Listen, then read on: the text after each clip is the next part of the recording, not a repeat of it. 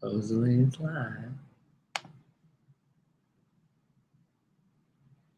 Play some music. Wait, I'll see how. This is supposedly live.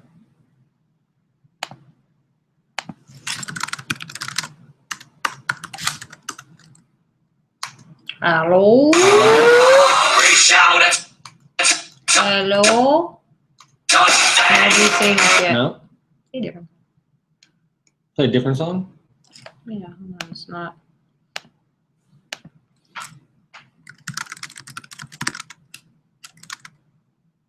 Check all of it. Mm-hmm.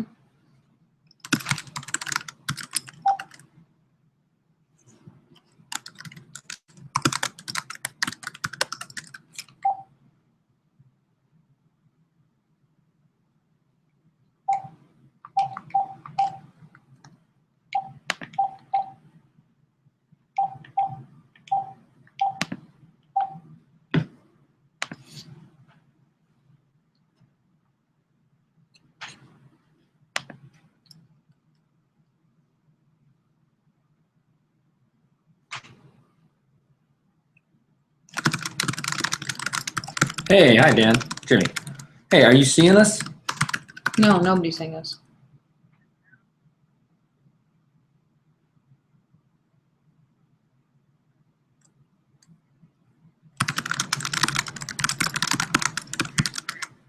That's just a streaming starting soon. All I right. don't know how to, what do we do? Yeah, the countdown's over and we hit streaming on our end. Hold on one second. I'm gonna put you on. It says You see for us? viewers. Hello? You see us?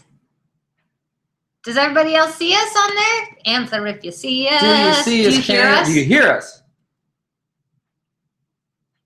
You heard it? Do you hear us?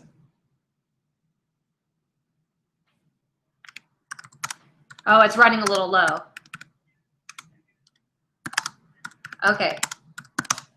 All right, awesome. Thank you. Hello, everybody. Hello. Can you hear us? Can you see us? Can you do all the things? No, but wait. No, what? No.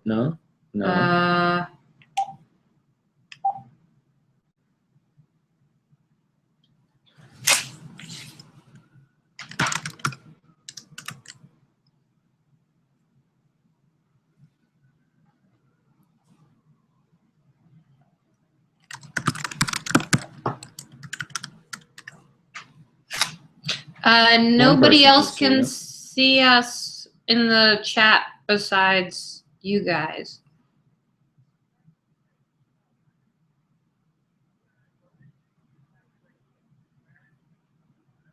Mm-hmm.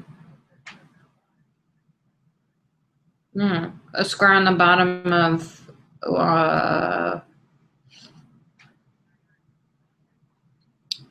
weird. But all the people in the chat can't see us.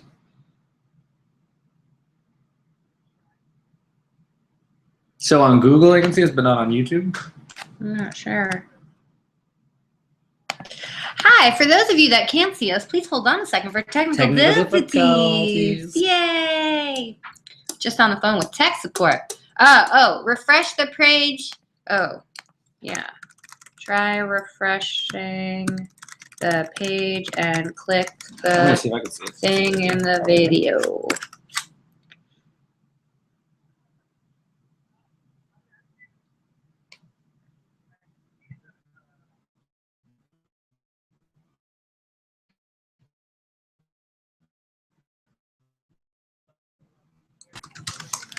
Okay, and then you can see them. I think people just have to reload the page. Okay. All right, now we are down to work. All right, thank you so much. Bye, Dan. All right. Let me see if I Where can do see you look at? Oh, James is looking us up now. There's no chat on the second video. Have you told people to refresh the chat and then click the video in the center?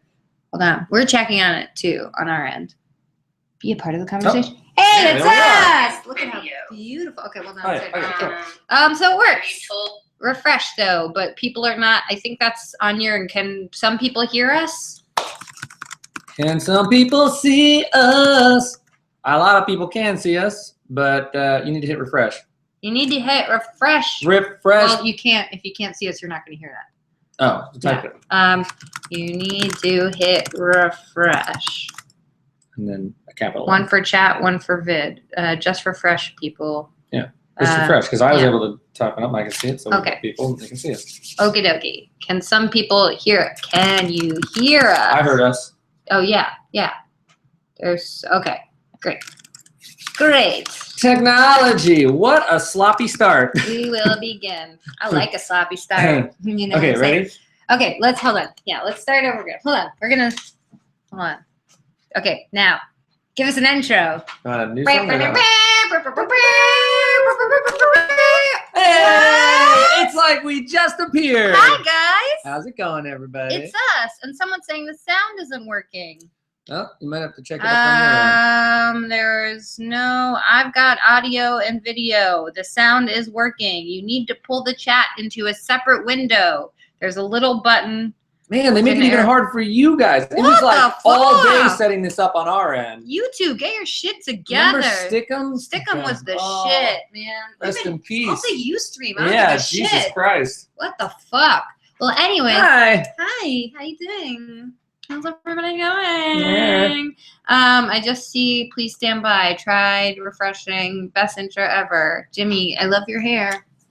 I also love your hair. Oh, I miss you. We haven't been spending a lot of time together because we've been very busy doing stuff. We have been doing stuff such as Devil's Carnival. Well, we did that a year ago, but it's out. But that's not what we've actually been doing. Oh. But the things that we're here to talk about are this record. You really you can see the reflection of our garden. Yeah. This is this record. You can still see the reflection. Here, this. Yeah, that's much better. Pink, which comes out tomorrow. But some people actually have it already. Some people have it. And what then, a lovely CD. Look at and we didn't do Periscope because Periscope you have to download an app, and also a lot of people don't have it, and it's only on your computer. So Pink comes out, and we're also here to discuss the Devil's Carnival. Yes, which we were both in. Which we filmed last year, but it's out now and it's touring the country. In theaters everywhere. And in theaters, touring theaters around the country. It's pretty exciting. They do like a big live show, and then we're going to be in Sacramento on Monday and Las Vegas on Tuesday with the movie if you want to come see it.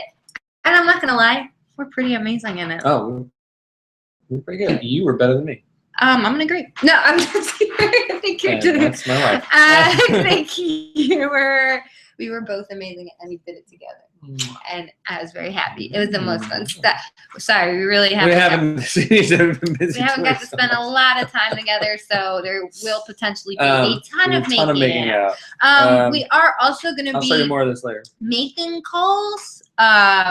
Not receiving them, but how do we want to get people's phone numbers is the question, because I don't want them to post we don't want you to post your phones up here because everyone will the way we usually do it is send me a message on my public Facebook page, Chantal Claret, with your phone number, and then we might call you. We'll make a couple calls. Yeah. And then also, we've been prone to prank calling people, but by pranking, we just like to sing them a song. Yeah. It's basically caroling. Yeah, it's modern caroling. Modern caroling. It's Y2K15 caroling.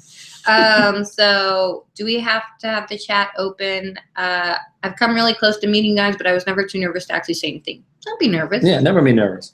We don't bite. Yeah, we'll talk to you, answer questions. I was like, oh, hey, there's Jimmy's head. I'll say something. There's Chantal. Now words are not happening. Well, listen, we got words. Because listen. I felt your thoughts, your telepathic thoughts. You're living with that regret. We don't have any regrets, but you do. So I sleep good at night.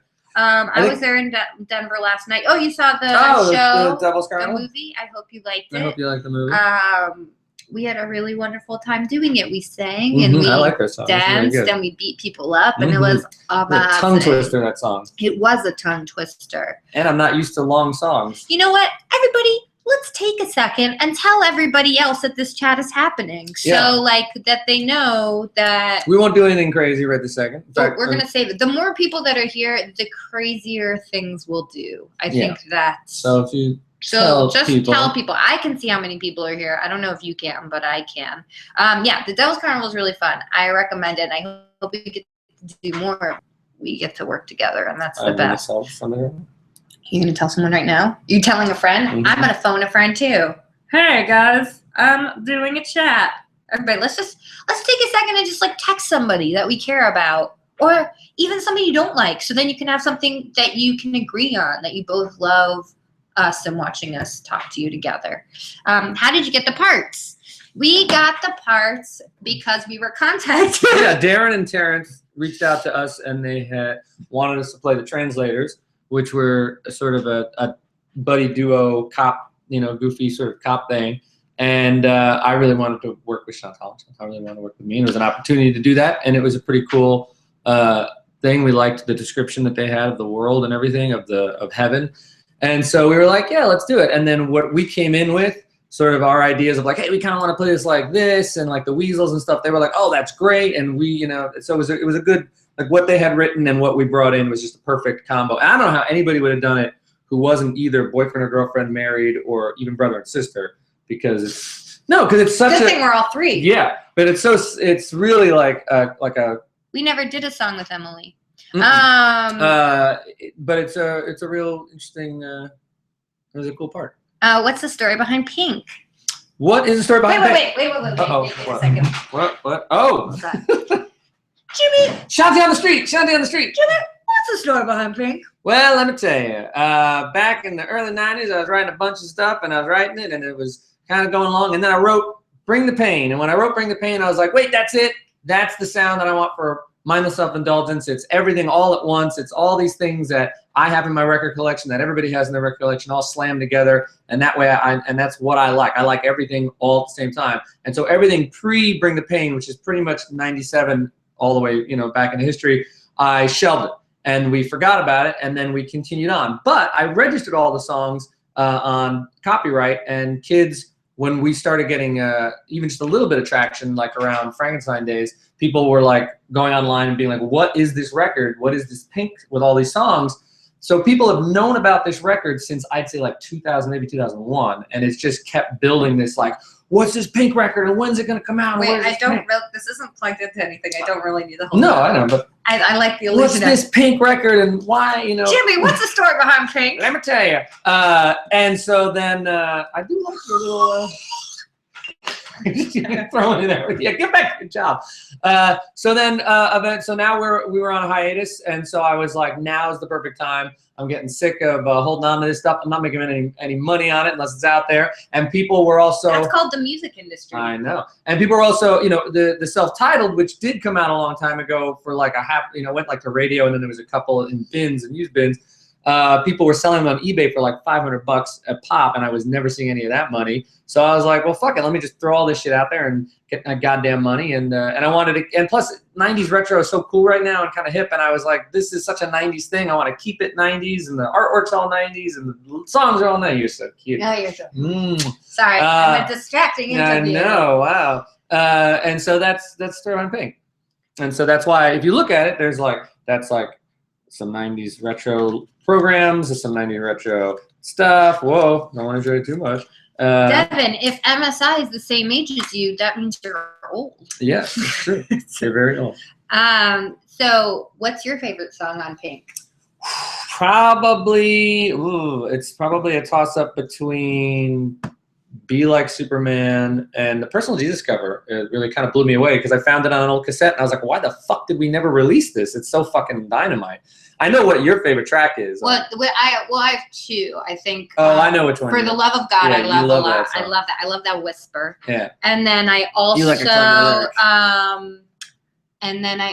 love the Angry Boy. It's the rant at the end. It literally makes me cry. We're gonna play it later and see if she cries. We're gonna do a test, but there's something about it where he played it for me. He's like, "Can I just play you?" And I cried every time I heard it because it's so charming to me. It's an old recording of me at 22 just going off. Like, I just had a tape recorder. I had been walking around the streets in New York. I was kind of pissed off at something, I don't know, and I had a lot to say. And I was home alone in a giant house with nobody for like a week. So I just picked out the recorder at like 2 in the morning. I was like, God, and I sound like some 70s Ralph Bakshi thing that you love. I loved it. But we'll play that later. We are going to be at the LA show on the 26th as well. And if we're in town, we'll be at the October one. But we will be at the 26th Devil's Cardinal show at the Region in Westwood. So if you want to come meet us there. Please come and say hi. And again, if you're there and you see us, I mean, you can't miss me with the hair, and you can't miss her with the beautiful hair. Did we get to hang out with Tech 9?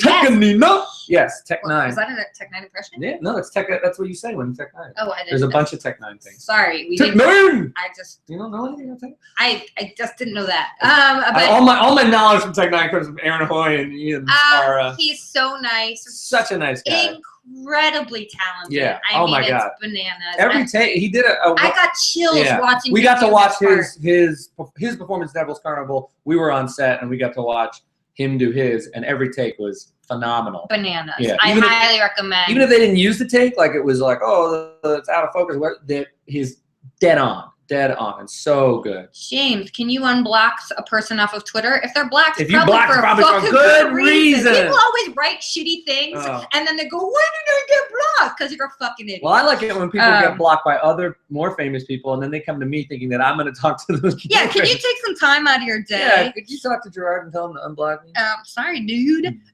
James, are we going to be at the show in Kentucky? No. No. Unfortunately not. Are you guys going to be at DC in the future at any time? Not. We don't have any plans. No plans for the second. Sorry. Can we discuss the weasel inspiration for our characters? I don't know if you knew, but Bill Moseley was inspired by Roger Rabbit's voice as the voice for the midget. Oh, I didn't know that. I did not know that. But that's awesome. That's so funny. We never talked to him about that, but it's really funny because that's what we were kind of going with. We were going for any sort of flotsam jetsam weasels meets like the Siamese cat. Yeah, anything that's just sort of Disney animated cartoon bad guys. Yeah.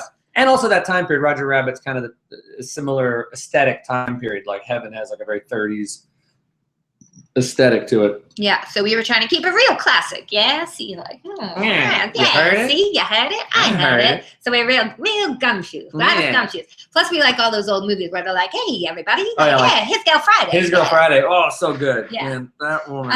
Is the digital download available on Bandcamp? For people that can't see them, tell them they need to refresh it and try different links. That's all I can Everything say. comes out tomorrow, by the way, for Pink. And I think that the vinyl may be it's being made. Is being made. It's slightly late, maybe. I'm not sure. That's on Metropolis. It's being made and it'll be shipped out. Yeah. How much of MSI's lyricism is based around the satire of the music industry? I think it's based around satire, but not necessarily. No, I mean, I take tons of pot shots at overall music industry stuff, and there's tons of satire, and it's very inspired by stuff like Mad Magazine, where it's very highbrow and lowbrow at the same time. So it's like highbrow people doing lowbrow stuff. And if you ever look at Mad Magazine, it's, even though people say it's for kids, you just look at it, and it's, first off, it's something you've been reading since you were a kid. And the people involved in it are so talented. It's crazy. Like even the people who originated, like Harvey Kurtzman and all that, and Sergio Argonés, who's still on it, and the guy who did Spy vs. Spy, and all those guys, such real inspiration. Also, National Lampoon, the magazine from the 80s, is a big inspiration as well as to how we do it. Question. If you could play any instrument, what could you play?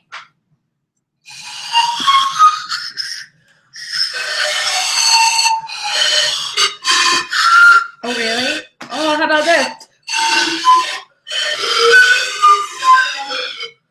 Okay, some great questions coming in. Yeah. Any CDs being released? If so, the CD is released as of tomorrow. There's the CD for you. This CD will be available.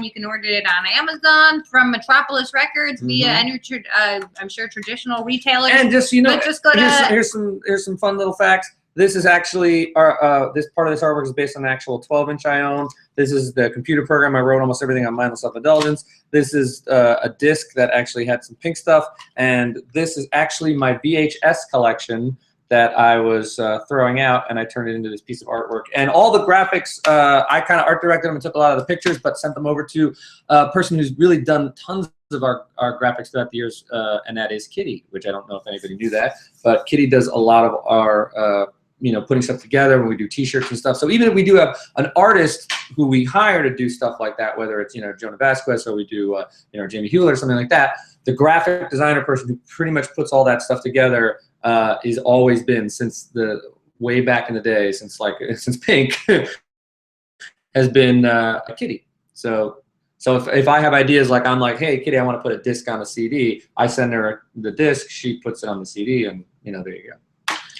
Sorry, I'm tweeting. No, there you go. Turn my phone. What's your favorite color? Look at my fucking head. Is that your favorite color? Yeah.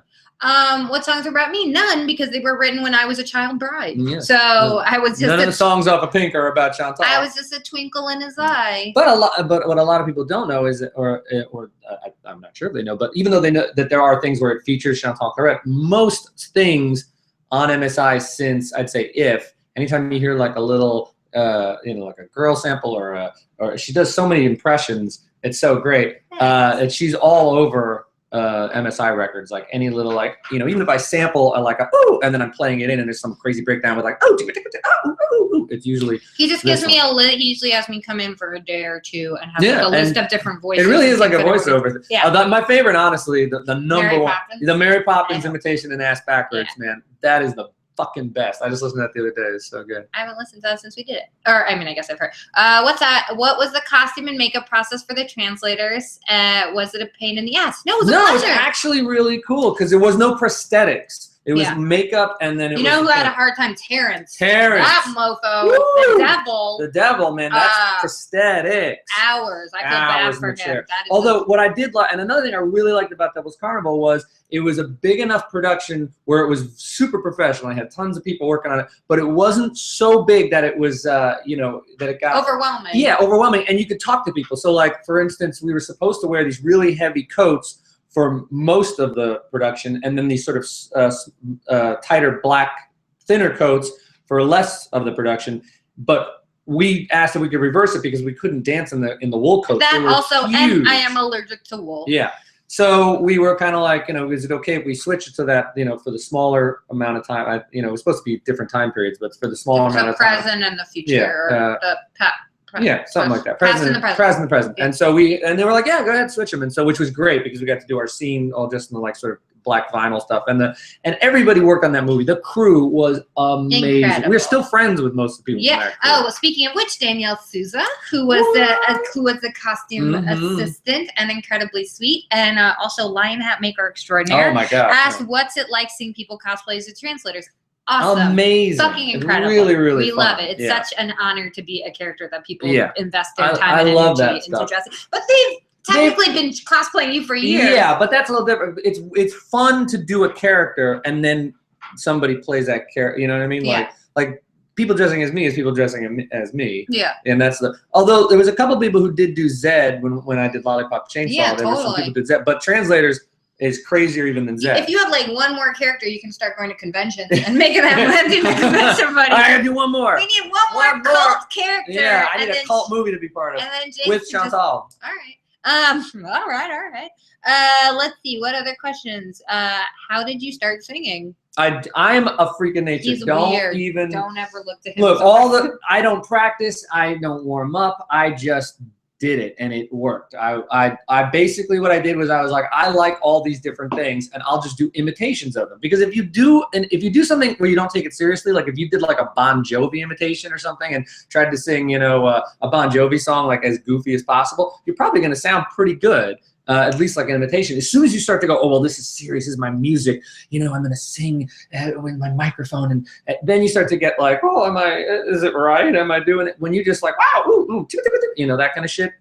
And you don't care. If you don't give a shit, you can pretty much do anything you want. So I don't recommend getting into the music business. It's not the greatest, but I definitely recommend being an entertainment lawyer because you will make bank, motherfucker. But yeah, I'm a bad person to ask because I just sort of rolled out of bed and did it and it worked. What about you? How did I start singing? Yeah. Just open my fucking mouth. Yeah, so you have a similar story. Well, I didn't like study. I took like a lesson. I don't know. I just did it. Let's keep the dream alive. Here is an interesting one. What are your thoughts on political correctness? I know you have some feelings about this. I don't. The one thing that I'm the most serious about is not being serious. You know. Yes, and it's hard to say that without with people understanding what you mean, but it's being funny or whatever is hard work. Well, no, to be clever, to be clever, to be satirical. It's hard because nothing upsets me more than people who take your music at face value. Yeah, or misinterpret. But you know what the funny thing is, and this I've always enjoyed: the people who are fans of the band never misinterpret my lyrics. The people who are observing from far away and are like, what the fuck is this band? This band is offensive. Those are the people who aren't fans, aren't buying the records, don't care about us, and completely misinterpret all the lyrics. Yeah. Which I think is incredible. Yeah. When can we expect an album from Tour Crush? We have a lot of stuff that we accumulate as Tour Crush, and we definitely do Tour Crush projects. We're working on maybe some stuff in the future, putting some stuff together as like an actual record at some point. Right now, the latest Tour Crush thing is we have a song in our friend David Yarovesky's movie. Yarovesky. Is it Yarovesky? Yarovesky. Okay. Yeah. He's been our friend forever, but we call him Yarvo. We call him Yarvo. So this is hard for us to now. Yeah, so now we have this very official thing. Yeah. So his movie The Hive, which just opened, and but no, it was in theater. Now it's coming out on demand. Next okay, week. Cool. All right. She knows everything. And so you want to hear the song? It's really fun. I have it. Yeah, you can play it if you want. Yeah. We did like a creepy kid song that's in the movie. So here let's see. Let's see some other questions. Are there any remixes on Pink? All together we can join hands. All together all across the land. Come on, kids. All together we can have some fun. And that's me singing as a child. All together we can help each other. So in the movie, it's like there's creepy stuff happening and like a little record. It's real creepy. We wanted to make it traditional. Yeah. Right. So you want us to make like a traditional kid song, but it's slightly skewed if you listen to the lyrics. Yeah, the lyrics are a little skewed, and then they warp it a little bit in the movie. Starts to sound real communist after a while. But that's like a Tour Crush song. Also, the Daisy Bell. Daisy Bell. If you have seen the Pancake Mountain. Yeah, we did that for Mark. Speaking of, that's actually where it started. Were gifted the Mark Ryden. That is the Daisy Bell print. That I don't know if you know the artist Mark Ryden, who's super awesome. One of my best friends, Jessica from Jack Off Joe. From Jack Off Joe, and Scarlett. And a wonderful artist in her own right. A wonderful art, yes, all these, and a wonderful friend. Oh, yes. She asked us if we wanted to be a part. Originally, it was supposed to be songs from 1890s, and we picked the one that we liked, and then they came back and he wanted everybody to do the same song, which was Daisy Bell. So everybody from Katy Perry to Tyler the Creator to Jessica to Weird Al and Devo and like so many. It was really cool. Danny Elfman did one, and so we did ours, but ours was I think the most different, where we did like a hip hop 90s, like old school. Hip hop, 80s, late 80s style, Beastie Boys style version of Daisy Bell. Yeah. And then we shot a video for it with Pancake Mountain, which is awesome. If you want to see that, go online and our friend just look up Pancake Mountain. Yeah. And totally random. Do you like the Gorillas? And that should probably. Yes, I do. I think that character is probably based on. I think he started getting his little. I don't know for sure, but I think his little wheel start because when he started, it was like a couple years. If you look at Frankenstein Girls and you look at the back inside cover, everybody might not know that. Jamie Hewlett did the artwork for Frankenstein Girls. And why is Frankenstein Girls called Frankenstein Girls? Because we were looking for art for Frankenstein Girls, and for that record, and I wanted to get Jamie Hewlett. And at the time, we, of course, were battling with record labels who were, like, really lazy. And they were like, we don't know how to get in touch. I'm like, it's a Tank Girl guy. Like, just go fucking get him. And so we tracked him down and was like, here he is. Pay him, and let's get this ball rolling. And he was sending me sketches after sketches. And he sent me a sketch of that album cover. Not the fully rendered one, but, like, a quick Jamie Hewlett sketch. And had notes all over it, like her hair will be purple, the background will be green, this will be shaded, and then on the bottom he wrote, Frankenstein Girls will eventually seem, strangely sexy, like it was a big thing, and in that was Frankenstein Girls will seem strangely sexy, and I was like, that is amazing, and I called him up and I was like, hey, I'm gonna use this as the name of the record because it's so bizarre. And he was like, yeah, go for it. Great. So that's how the name of the record came around. And yeah, and if you look at the inside cover, there's a picture of the band that he drew as well. And I look a lot, what is it, 2D? Is that the name of the character? Yeah, that's the main guy from Gorillaz. It looks a lot like a pre-2D, like he kind of like was like, oh, that's a kind of cool. And then was probably like, I think I shall start a band. But I don't have that on any authority, but it really is fucking close. But yeah, and that's that. Okay. How long did it take you to film the movie? About 2 weeks. Yeah, about 2 weeks. But we really had a good time because we were on these sound stages, and when we were done with our scenes, we would go fuck off to the rest of the sound stages, and there would be like they were already like set up for like if you wanted to do a jail scene or a courtroom scene or in like a hallway. They're just pre-made sets. So we went and fucked off around there, dressed as translators, and played house and played all sorts of stuff. And we went and filmed a bunch of it. So. Oh yeah, that should be. Hopefully it'll come out. If not, maybe we went and filmed basically like a sitcom with the translators, like in a sitcom. Yeah, like a sitcom. I was like, honey, I'm home. I'm like, hi, honey. I'm just learning all the stuff. You should be doing chemistry right now. This is all the chemistry you need. You're gonna get an A+. Look, check this out. Oh, this is true. Tastes like coffee. My favorite. Coffee makes me poop. Or eat fuck, eating sick hams, poop. Okay, so how do you get into singing? We already discussed that. Open your mouth. Are you gonna vote for Kanye West in 2020? Probably not. But, you know. If he was running right now against Donald Trump, I'd vote for Kanye West. Speaking of which, do you like Donald Trump? Fuck no. Can you adopt me? Definitely not. No way. How are things? Great. Yes, I don't like that question. That's also not going to get... same question. Chantal, I really want to make you a dress. Send me a picture of what you're thinking. Somebody answered your question of how you sing. You sing. That's funny. What are the band members' opinions on the album? They love it. Yeah. What can we expect an album from Tour Crash? We answered that. What's your favorite CD you've worked on all the ones you've made? Is it Pink? I don't know. They're all different. Pink, it was interesting because it was just a lot of work.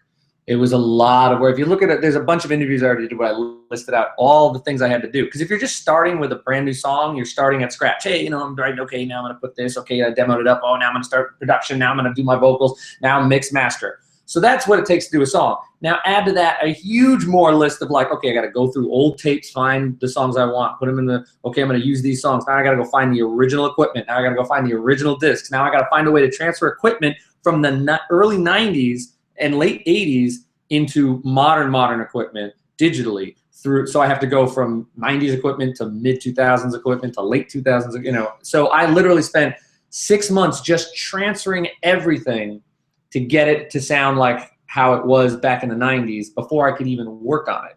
So half of that was cool because I got to look at old equipment. I got to look at some old sample styles and things that I did, which I thought were really cool. But half of that was like, I felt like I was never getting, I'd come up from the, I'd come back from work and be like, coming to you and you'd be like, oh, so you got some work done? I'm like, yeah. Did you get it? Is it almost done? I'm like, no, I'm nowhere near done. I can't look at you because I miss you so much. No, sorry. Don't look at me there either. I can't, well, it's the only place I can't look at you because then you're not real.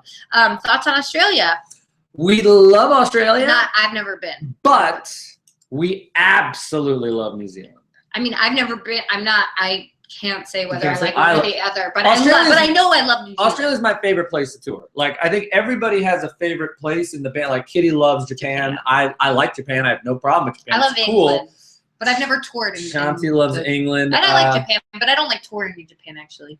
I forget what Lindsay's favorite. I think France is Lindsay's favorite. But anyway, my favorite is Australia. I love to do Australia. It's always a great tour. I would love to. Somebody asked if we could potentially have a meetup in New Zealand when we were going there at the end of the year. Oh, maybe we would consider that. We're gonna try to figure that out. Maybe we'll do something in Auckland and the majors. What's the other? Wellington. Yeah. And not Christchurch. I think. Yeah, I don't know if we're on the South Island or not, but we're definitely on the I want to hear a version of Pink that is entirely a Bon Jovi impression. What is Bon Jovi? That was me describing how you sing. A cowboy. On a pink boy. On a what? Wait, on an angry boy. What's it? What are the names of the songs? Yeah, what has the? It's my own person, Jesus. For the love of God. It sounds like Michael McDonald. Yeah. More than for the love of God. That's Michael McDonald. Yeah. Oh, I was no, like, doing that is straight- not Bon no, Jovi. Yeah. Yeah. He's really. Daddy used to work on the docks. Okay. That's pretty good. Nope.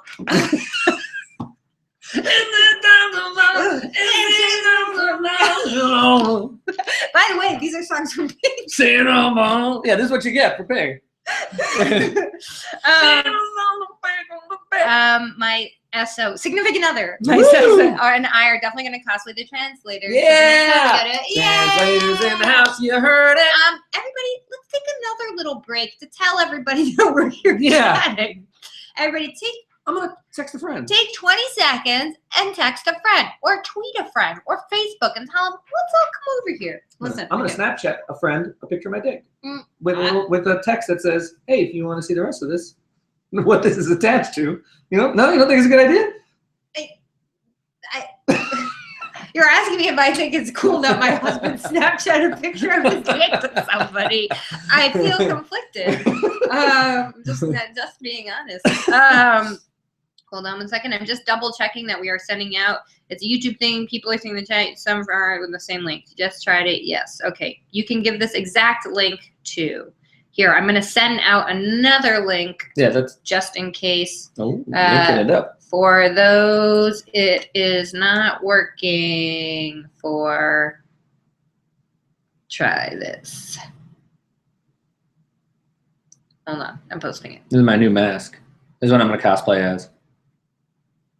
Yeah, that's great. Oh, that's cool looking. You like that? Oh, it kind of reminds me of The Gate. Oh yeah, There's totally my the hand gate. Wait, and hold then on, right? Let's see. I agree. If you try too hard, you lose the looseness of the artistic quality, which the That's what I was talking about. Oh, before, okay. yeah. Yes. What's up with the whole Kill Billy? Favorite MSI song that you have never played live? Ooh, that's a really good question. There's a couple songs we don't play live for whatever reason. Like either like I don't, it's too I sung it in some weird fucking register that I just can't do live, or like it's too many fucking like drum loops and like I'd have to go in and edit it out and all that kind of crap. Played is a song that we never play live, which I really like. What record was that on? That was on Frankenstein, and then also "Prove Me Wrong" is a. I love that song. But That's I think one of my favorite MSI songs. and I think it's so. It's again, I took weird because it was a B-side. I took weird risks. I didn't think about like, oh, I'm gonna play this live, so I better have a drum beat here and a thing there. I just was like, okay, acoustic guitars. There's things that we don't ever play fucking live with, and so I those two songs come to mind. And we always talk about Played. And it's always a thing where like I'm such a lazy guy because I'm like, fuck, I have to go find the original session, which is what I just did for Pink. I went and found all the original sessions, but I have to find the original sessions and edit it a little bit with me and Kitty and the drums and stuff. How did you get where you are right now? I woke up, I rolled out of bed. Hey, I was gonna be literal. What's your favorite MSI song? All right. It is probably potentially Prove Me Wrong. Yeah, I know you really like that one. I really love that song because I don't know. And then I like I like the ones that end up being like. Oh yeah, Sex for for Homework. A lot of dirty. B-side. That's a really dirty song. I like dirty songs. Stop, Stop. because I feel like they're like come-ons to me, Mhm. so I take them there. I'm like, stop it. And I like Issues a lot. Issues was fun. And then I like Bitches, and I like a lot. Bitches of works great live just Live. because Well, there's so everybody many- has a part to do, Yeah. like almost something like a little play. There's so many songs that have like little bits, like sticks that I really enjoy them live. And the so ones I where like also the audience has a thing to do Mhm. or has something to say, or those because then it becomes this big round robin. Any dream collaborations? With you? I always have collaborations with you. Mine is Beyonce. Hey, Sorry, James. Yeah, it will always dream be collaboration Beyonce. honestly would have less to do with music and more to do with comic books. Yeah. I'd Who, love- but Ralph Bakshi. Ralph Bakshi would be a good one. I'd love to do like him do some animation or something. I and he said- do the music. I think he should reach out to Ralph Bakshi. If you listen to On Pink, which comes out tomorrow, And some of you already have it. the last track, Angry Boy, which is just James ranting, to me it sounds like a character in a Ralph Bakshi film. And I said he should reach out to Ralph Bakshi and see if he should animate it because it's so fucking cool. I love it so much. Speaking of videos, there is a video being edited as we speak by our friend Yarvo, who did The Hive. What's the name again? What? David, just call me Yarvo. I'm going to call him Yarvo. Thank you.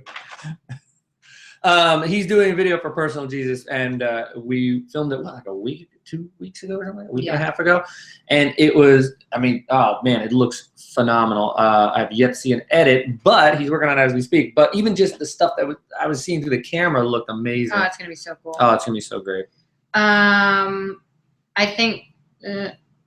sorry, I'm trying to make sure. Why isn't Kick on Pink? I always like to leave something exclusive on a CD. So there is a self-titled that are look, here's the thing. When the self-titled was made, I think like 20 of them went out to radio. Nobody cared about it. It all went in a used bin. And those 20, maybe 3 or 4 are destroyed, but the rest of them are what's circulating on eBay for $500 a pop.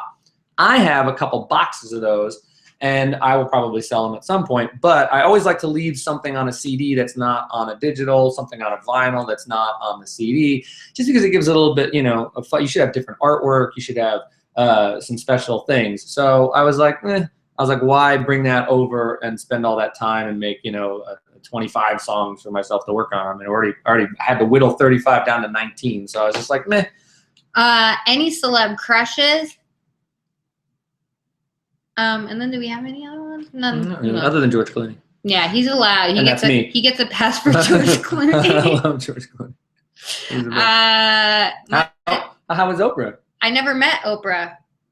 I was on Oprah when I was 8, but I never met. It was like a segment. It was like, yeah, it was like a special. So it was filmed on location at my house and at the Metropolitan Museum. Hey, someone says Mark Redden. Yes. Mark Oh my God, Packing Mountain. I will never forget that. Let's see. MSI is not breaking up. Yeah, they're not breaking up. I don't know what that Were is. you guys the composers for the instrumental parts of the songs from Morningwood and MSI? I am a top liner, which means I write lyrics and melody. So I do not write the instrumental parts, but James does all of it. Yeah. James writes both lyrics. But you also do production, arrangement. Yes. I mean, don't sell yourself short, no, honey.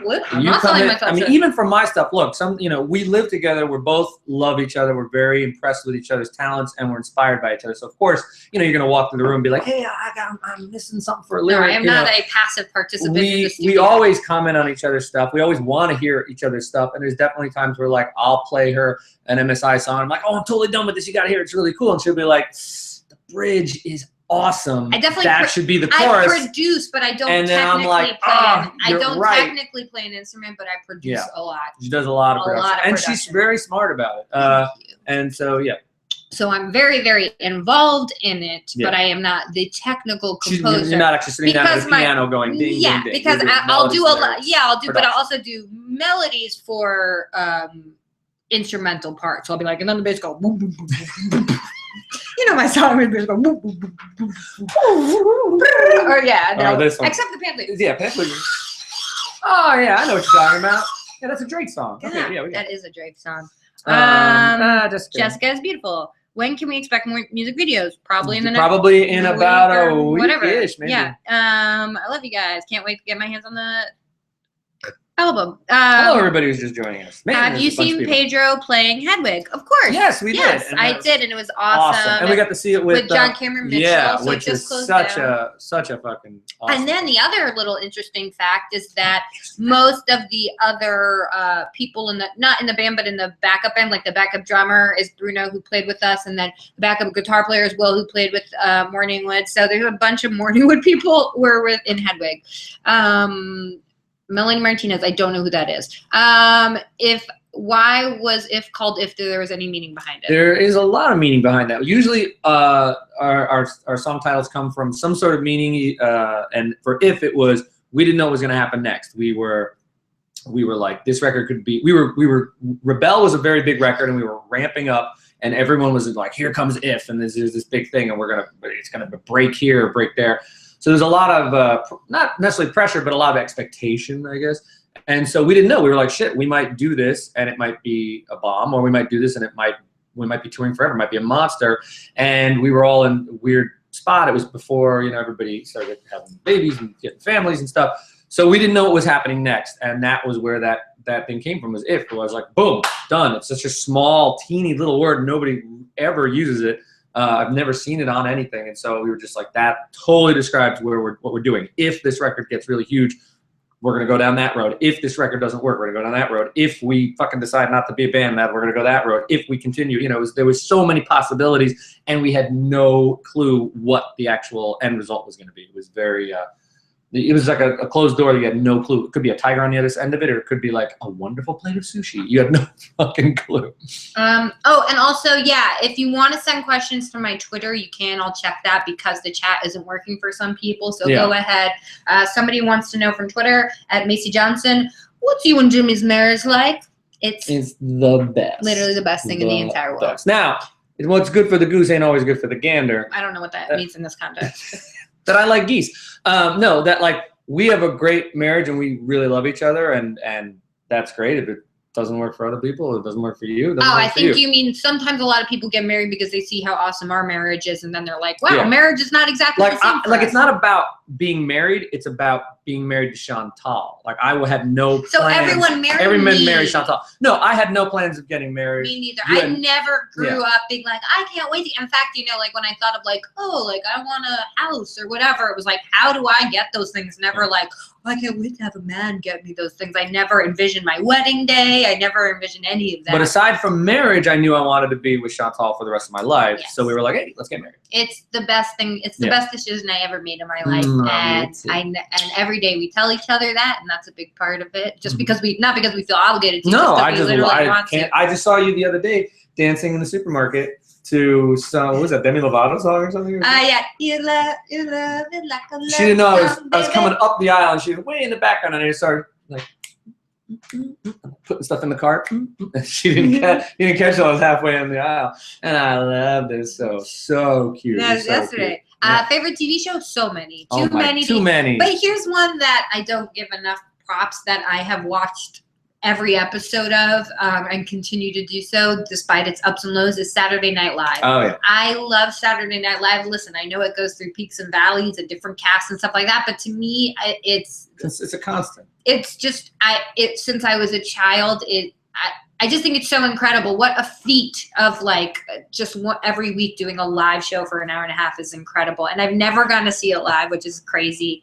And I love it more than I love it. I will always stand by it. I will be there for it as long as it has. There's so many to mention. I'd say if you were asking us what's the most recent one we watched that we loved was Narcos. Narcos is great. Narcos is cool. I recommend it. What does that mug say? That mug says coffee makes me poo. Do you have a favorite band, not counting your bands? I like all my friends' bands. But my favorite bands of like all time. I don't really have I'm not an all-time kind of guy. I can't put something at the top. Obviously, I put myself at the top because it pays my rent. Your stuff is great because it pays our fucking rent, and I like your stuff. I love your stuff. I would say James if I had to pick, just because I think he's a fucking genius, and I think he's the best performer ever. Then I would get real weird and probably say Pink Floyd, but I feel weird about that because what's his face is such an anti-Semite. Oh yeah, that's John always Waters, weird. so he's really making it hard for me to love them. But and I also love Enya. Oh yeah, Enya's pretty. I got weird taste, and then I also the Cramps. Cramps are cool. I love the Cramps a lot, so that's kind of forms my weird ass. Oh, and I love the Exciters. So you do have. So you're cheating on me with these other bands. I love. Are you planning to be in the next Devil's Carnival movie? If they will have us, if they're making one and they want us, we will be there. Yeah, 100%. Probably even if they don't want us, we'll probably be hanging around there. The set. We'll be skulking in the background, like, which we're doing a lot in this movie anyways. They just won't. They won't know we're there. They'll be like, oh, we can't use that shot. Those goddamn uringers are in there. What's your favorite curse word? Fuck. I have the most awkward female boner. Cool. A+ in chemistry. Yay. How about I have no idea what that is. If you weren't performing music, what careers would you have? Ooh, I don't know what I would actually have. What I was in school for was to be a comic book illustrator or an illustrator. That's what I started as in art school. And then this took off. So I would probably be doing something artistic like that. And I went to school for film as well. So I would potentially be a director, but I also am now acting, so I guess that's something I do. Yeah. I guess I'm kind of. Wow, we got a whole bunch of viewers. We got a bunch. If we get some more, I'll probably pull out Chantie for a little bit. If we can get 50 more people to come, we'll pull out Chantie. Yeah. Let's see. How much of the vocals on Pink were re-recorded? Only some. A lot of them were. Some of them were like missing parts. Some of them are straight all there. Some of them were never recorded back in the day. Like it was just a demo on a cassette. Like Personal Jesus is a good example. That one was literally one of like an SM57 plugged into a tape deck with another tape deck running into it, and it was like, Personal Jesus, blah, blah, blah. So I was like, all right, I know what the melody is and I understand what it is, so I need to just sing it professionally. So there was some of those where they had to be recaptured, but I tried not to make anything super modern sounding. I tried to keep it with the original sounds. I tried to keep it with the original production, 90s production value. I just tried to up, like if the kick drum sounded like a crappy sample, I can easily, in this day and age, just click a button and make like a thunderous kick drum. So I was looking to keep stuff like that. I'm not going to drop a fucking wobble dubstep bass in there for no fucking reason, Sorry, I'm trying to go back to the where we... Oh, we've done those already. Okay. Because I saw the Mark What different Mark Gardner? All right. When are you having a baby? First of all, that's a personal question, which I wouldn't answer, and not right this second. Yes, I had a lot of fun recording the music. We just practice making babies. Oh, we practice all the time. We practice real good. I had a lot of fun making Lollipop Chainsaw. That was very, very good. What are the mystery shirts of? I don't know. It's a mystery. That's a mystery. Any video games you guys play? I've sort of fallen off video game. Well, no, we're playing a lot of iOS games because because we don't have Xbox One. Yeah, and a lot of they stopped making games for Xbox. But actually, you know what? I still need to play, and I've been meaning to sit down and play it, and you probably like it too. Is Alien Isolation? I downloaded that. The other one I really want to play, but there's no downloaded version. I have to actually go buy it. And believe me, I am a modern person where now all of a sudden I had no problem walking to the store and buying old games. Now it's like, it's not downloading. It's straight into as soon as I want it, I'm not going to get it. Is fucking Wolfenstein New World Order, which is that thing where is it the Germans that won the war? So it's kind of cool. Speaking of the Germans that won the war, that show, The Man from the High Tower, which is on Amazon. There's only one episode. Philip K. Dick, so fucking cool. Produced by Ridley Scott. Very cool. So cool. Kind of has got Devil's Carnival vibes a little bit. A little bit.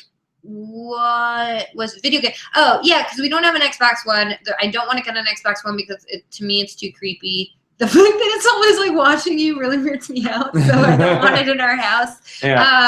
I think. But the thing I like about all the iOS games and the games that are on your phone is they're very. We're very into Magic the Gathering and those types of card games, and they have tons of those sort of board game, card game, iOS versions of it. Coup. I'm playing Coup right now. Oh, and Love Letter. We just got into Love Letter. Oh, that's a card Love game, Letter's the fucking bomb. That's a card game. It's very it's fast. A card game. Would you ever have behind the scenes of all the technical shit when you do recording a song? You kind of did a little video. I've done a little about it. I might do something about Pink, just because it was such an insane way that I made. I had to get all the old stuff. As a New Zealander, it makes me happy you like it here so much. Oh, we love it. We love New Zealand. Love it. Have a meetup in Florida. Nope. Why don't you come to Michigan? Is it because we suck? Not because you suck, no. But just because we don't go to Michigan we don't have a reason to go there at this moment. When will the video for Personal Jesus? It's coming. It's coming. A couple days, I think. Spinning kind of far off of Australia. Will you be back in Vancouver? Yeah, it's been a few years since we've been there. Yeah. I think it's the place we used to play all the time. What was the idea of sharing the chewing gum in ALLELUIA? Oh, yeah. That was Darren's. That's Darren, the director. Idea. He was like, try some gum. First, he started it as just sort of kind of having a gum, like we're gonna do that, and then he went nuts. So much so. First off, I don't chew gum a lot because what I end up biting my cheek when I'm chewing it, and then biting my tongue, and I hate it, and it bums me out. But he just started going crazy with it, and it became really funny. And there was always gum on set. There was always a PA with a fucking barrel of gum, and we would always be sticking it under things to re-chew it and taking it out. And I like gum, but after that, I did not chew gum. And then as a rap present, they gave us a box of gum. A lot of gum. Real funny, guys. Real funny. I still have that gum. Not really. Yeah, I guess. Let's see what else. Where are we at? I have to go to college. I love you so much. I think we have enough people to pull out Didn't go up. What's the best gifts you've ever received? Probably this. And this is one of the best gifts I ever received. Even though you got it for yourself, right? Yeah, I did buy it, but my friend had to get it for me. He had it specially made. Anyway. Yeah. Hold on, wait. Maybe play a song, play him out. All right, let's play him. Which song? I don't know. Nothing is really good for. You like Superman? I like that one. Sure, if you like that, yeah. Like you know I should, like you know I would, like you know I might, cause you know I'm right, like you know I will, cause you know I'm ill, like you know I can, cause I'm Superman.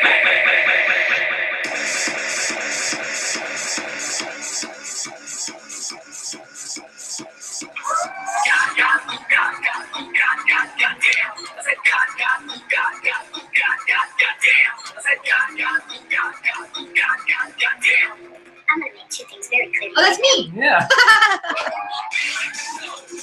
He really looks like a Muppet.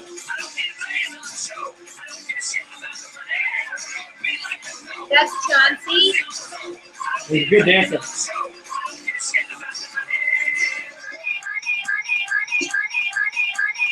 I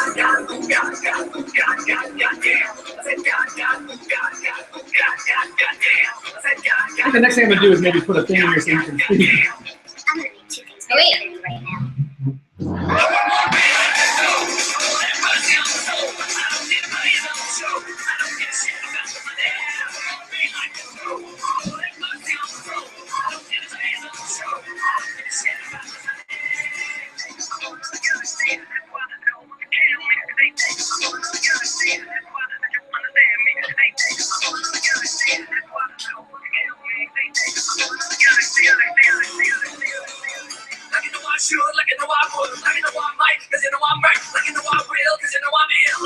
Whoa!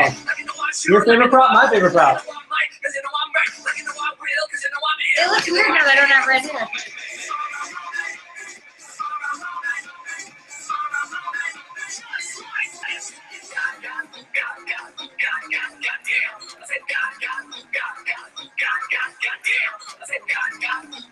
Good to know we have a second life at Clip of Tears. I'm gonna make two things very clear right now.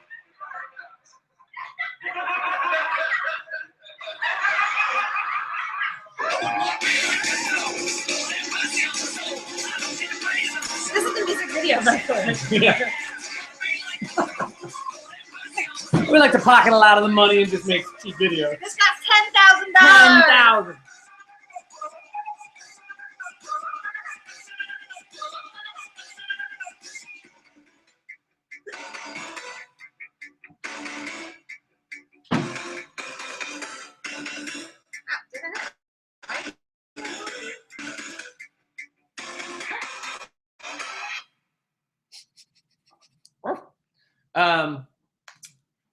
Cool. Yeah, so this is Chantie, and if you're an old MSI fan, you definitely know Chantie. Chantie appears in tons of stuff. So what happened was, I was watching. And this is Chantal. This is how. Yeah, this is Chantal. For my favorite prop, which is Chantie, I was watching Brotherhood of the Wolf. Remember that movie, the French movie? And there was always guys with giant like deers and stuff like that, and it was like, you know, big sort of stuffed deer, like they'd catch it and boom, and then they'd cut it open and eat it and all that kind of crap. And I was like, that's cool. I want to come out with that on stage. So I was talking to my friend who did windows for Bergdorf Goodman's, and he would get, you know, all sorts of taxidermy stuff for the windows, like taxidermy rabbits and things when they would do fall. And I was like, I want a deer. I want a whole fucking deer, and I want it to be stuffed in the middle so that it's like, you know, I can come out like this, like, I am the wolf person. And at that time, they didn't have any deer, but they had a ton of coyotes because there was a coyote problem in Connecticut in 2003. So they had to thin out the herd and get rid of a bunch because they were coming in and eating dogs and all that kind of stuff. So the guy was like, I got the coyote. I can make a coyote. So he was like, okay, you want stuffed. How you want it posed? Like, yeah. And the guy's like, no. And my friend was like, no, I want you to stuff it. It's like with stuffing, like a pillow. And the guy couldn't get the concept. He was like, what, you don't want him posed like in thing? And it's like, no, we want him stuffed so we can like throw him around and everything like that. And eventually he like held the guy's hand and they made it happen. And so I got Chantie, and it was the best $300 I ever spent. And he's been all over the world. He's been to Japan. He's been everywhere, and he appears in tons of like photos and press, and He's been in a couple. I think he's been in a couple of videos and stuff. So he's an ongoing guy. Do you have any great advice for girls or women wanting to start a band of their own with their friends? I would have the same advice for a man or a woman, being that I don't really find a difference between the two, is do just that. Start a band with your friends. And, you don't need... And practice. And Look, get together and write music. And just stand your ground, because most band or DJ or production, it's a very boys club. Just don't let them, if they're assholes, just be like, fuck off, Pretty much how it works in life. Yeah. I love how different the singing you both do in Alleluia is compared to usual stuff. Thank you. Yeah, that was another fun thing about it. Because the thing is, we have our musical personas of Jimmy Urine and Chantal a certain way, but we are really capable of doing a ton of different things. So the reason we like to get to do stuff like Alleluia, or even the song from The Hive, is that we get to do, like, I get to sing like a little baby or a girl, or we get to sing like Weasel. So we can do that stuff, and we don't get to do it that much in our band. I like doing that. I like doing remixes. I'm doing a music for a video game right now called I Want to Be Human, and it's very chiptune-y. And even though I'm known for people usually reach out to me because they're like, oh, it's crazy stuff in the work in this crazy video game or this crazy movie. It's cool when I'm able to do original stuff that's slightly different. It's fun. How many rhinestones are too many? One. The one with Dolly Parton and Sylvester Stallone. That's the one. Do you encourage your fans to wear pink tomorrow for the release of Pink? I do. I did my hair nice, beautiful pink. That's a wonderful Your hair is idea. Nice pink. Kelsey Damara, you get a very good, everyone. Let's all wear pink tomorrow. Yeah, thanks, Kelsey. In honor of Pink being released. What an easy way to represent. Yeah. Great job. Okay. Wait. 35 songs. Will there be a No, I don't know if there'll be a Pink 2.0, but yeah, it was 35, and that was the ones that I didn't like. Some of the ones that were in 35 were so undone that I was like, Jesus, I'm gonna have to write this whole thing, and I put those kind of on the side. Those might end up on a future MSI record. Look, just so that like stuff like Evening Wear, which appeared on If, was something that I cannibalized from the Pink era. So if that had never been on If, that probably would have been on a version of it would have been on Pink. But so sometimes I look back at some old stuff and I'm like, oh, that was a really good chorus. I should use that again. But I think everybody does that. They'll have an old riff sitting around that turns into some fucking huge single. I use a lot of my melodies over again sometimes accidentally, and then realizing that I'm like, I don't give a shit, it's a melody. I wrote it where I'm like, oh, as long as I'm only copying myself. I'm not rushing to make a Pink 2.0, but there's, those songs, again, like I said, will I collect them as Pink 2.0? I don't know, but I would definitely dip into them for like, oh, that bass line's dope, and then put it on a new mindless record. Are you both excited to go to the live shows of Alleluia, and have you seen the film yet? Yes, we have seen the film. We were at the premiere, and that was like a live thing as well. I mean, it was just as bad. So for everybody that doesn't know, the Devil's Carnival Alleluia, the live shows, what they're doing is really cool. It's touring around like a rock band. If anybody's ever been to like a midnight showing of Rocky Horror Picture Show, it's very much similar. like that. So people dress up as characters. People dress up like us a lot, which is awesome.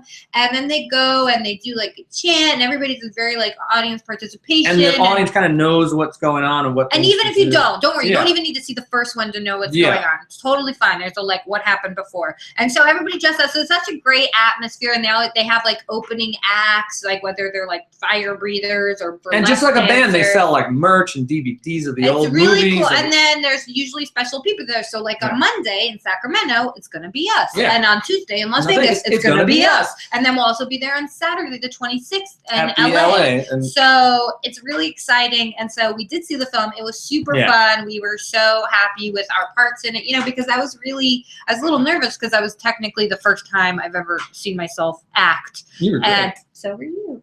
But, now that I'm kind of technically acting, you are technically acting. Because I am also, for those of you who don't know, a reoccurring character on the new Judd Apatow show on Netflix. So that's super exciting and fun. What's it called? It's called Love, and it will be coming out in 2016 in the beginning. And it's really fun, and it's comedy, and it's amazing, and it's the most exciting thing. Jimmy, did you ever get offered the lead in The Misfits? No. Why would I get offered the lead in The Misfits? I don't know. If we did skip your question, it's probably because we don't want to answer it. So actually, if we did skip your question, there's so many of them. Or we may have missed it, or we may have answered it already. Yeah. Why does everyone call Lindsay Zoid? That's just what we call Lindsay. I think Steve came up with that. You are both so precious. Thank you. Dorkiest way you've ever cheered each other up. The dorkiest way we've ever cheered each other up? I don't even understand the question. I mean, I I- kind of understand the question. You cheer me up all the time. Yeah. I'm never really that bummed You- about too much stuff. You're not a bummy person. No. Sometimes you get a little, I but go- you like to be left alone when you Yeah, get bummed I'm like an out. old dog that's sick and wants to go under the house and Yeah. die. And Which crawl. goes against all of my nature, because I she's just always want like, to. I want to. I want to help you. Like if he's sick, I want to like make him soup and make him feel better. But he's like, just leave me alone and die. And I also, on the other hand, when I'm sick, I love to. I'm like, touch me, take care of me. Left rights are amazing. Yeah. James Belushi forever. John Belushi forever. Yeah, yeah. I got nothing against James Belushi, but come on, John Belushi. We already answered that. If you didn't have a music career, hold on, you are both perfect. I'll answer that Besides question. your own, what is your favorite song from Hallelujah? Tech Nine's. Tech Nine song? And Oh, also what's the? I'm not good with names. It's I can't remember the. Oh God, what's Down at the Midnight Red Cliff. Yes, Yeah. that one is Down at the so Midnight. good. That's super cool. Down at the Midnight Red Cliff. You see, we're good at memorizing lyrics. They got a lot of dang lyrics in that song. Was Jimmy into metal when he was making Pink? There's a lot of metal.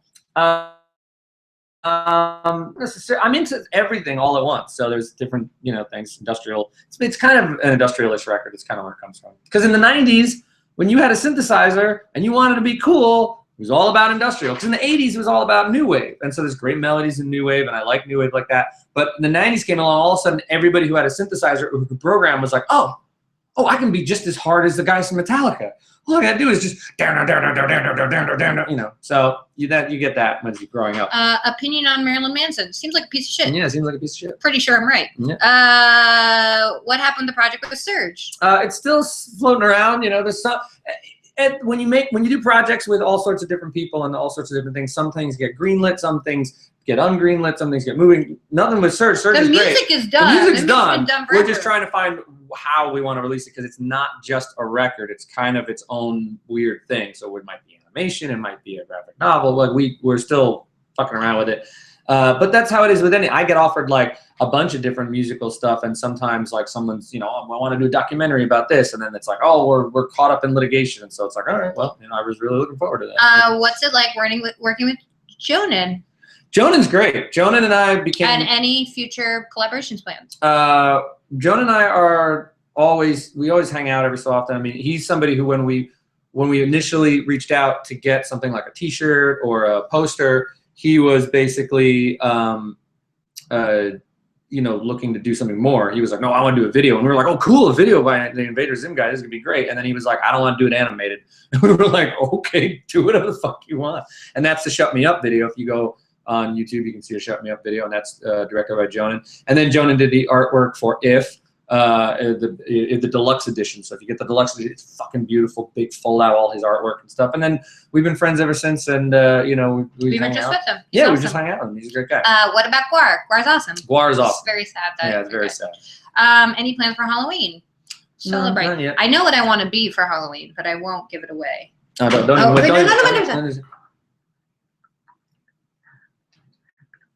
Oh yeah. Yeah. Okay. But it's gonna take some work. And yes. Any K-pop fans like Kitty? Kitty is the number main one K-pop fan, and she got us all into K-pop. But I love G-Dragon. We get most of our K-pop information from Kitty, Yes. so everything is filtered through her, so she lets us know. So she goes through and finds all the good stuff, like the 2NE1 songs, and my favorite is when G-Dragon and Top do their side project. That's my absolute favorite stuff, and I've definitely been very inspired by G-Dragon's fashion and their whole attitude. So cool. A few tours ago, you said that all these celebs know you but want to ignore you. Explain. I said what? I think you said that. Oh yes, no. A lot of time. No, here's the thing. It's starting to come around now. There's a lot of people. Definitely starting. I mean, look, there was was recently the 5 Seconds of Summer guy tweeted something about us. That was crazy. It was super crazy, and that's very pop. And then you have somebody like Grimes, who's a really cool, awesome singer, songwriter, and producer and production, and she does all her own stuff. Totally in a different field. I had no clue, but she. It was like, oh, I used to come to MSI shows all the time, And we know Kesha doesn't talk about it, but she's a big right. MSI fan, We know from crews and people that have worked on certain things. And what I said when I said that, and I completely stand behind it, is it's a bummer when people who I know are either ripping me off or influenced by me, like they're the ones who never mention me. The people like Grimes' music doesn't sound anything like me. She has no reason to say like, "Hey, MSI is cool." But you guys remind me a lot of each other of the way you work. It's right, really but it's not. You know, like her audience has nothing to do with me. There's nothing like that. Yeah. And yet she has enough, you know, sweet enough to say, "Yeah, they're cool," and give a thumbs up. Yeah. Or that, what does a guy from 5 Seconds of Summer get from tweeting something about me? Nothing. Absolutely. You know, he doesn't need any, less than nothing. Less than he nothing. Probably loses. But somebody who sounds like me, or somebody where it's like, well, obviously this guy knows this or has these crew people or something like that, doesn't even mention me in a fucking article. And, you know, like, where do you get your sound from? Well, I listen to like Jimmy Page. It's like bullshit. You listen also to Mindless Self-Indulgence, you know. So that's what I was talking about when I was talking about that. Chantal, are you going to put your most recent album on Spotify? No. Never. Because Spotify is awful. If I do have music on there, it's because a label owns it, and I don't have anything to do with it. You don't, because labels are the ones making the deals with Spotify, and they're receiving most of the money. And between Spotify, and whereas I would probably make more money by putting my music on Spotify because I would be the label owner. I don't agree with Spotify on principle. So until they change their policies of how they pay songwriters and artists, I refuse to adhere to them. I think they're a horrible company. I think they're pretty much single-handedly ruining music. I do believe in streaming. I do believe that is the future of music, but I do believe it needs to change incredibly for it to be a sustainable thing for actual musicians and artists to make a living. It's so fucked up. I think I might be alone in this one, but I think it's so bad that I would rather have a kid pirate my record and give it to their friends. I wouldn't rather.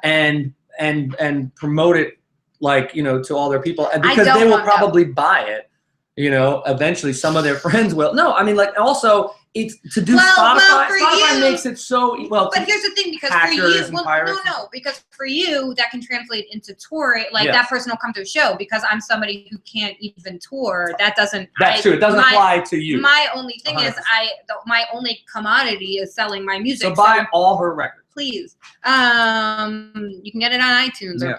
And tomorrow you can just pick up Pink. Pink. What other visual artists do you like? A lot. A lot. Too many to mention. It's too much. Did MSI ever tour the Birthday Massacre? What was that like? Do you remember the first Wii and how shitty it was? I didn't mind it. I like the new. The old Wii had a whole bunch of fucking cool games on it. Fucking WarioWare. Did you ever play Dungeons and Dragons? All the fucking time. When don't I play more Magic the Gathering? Yeah, now it's more Magic the Gathering. But I do have my Amethyst 20-sided die. Yeah.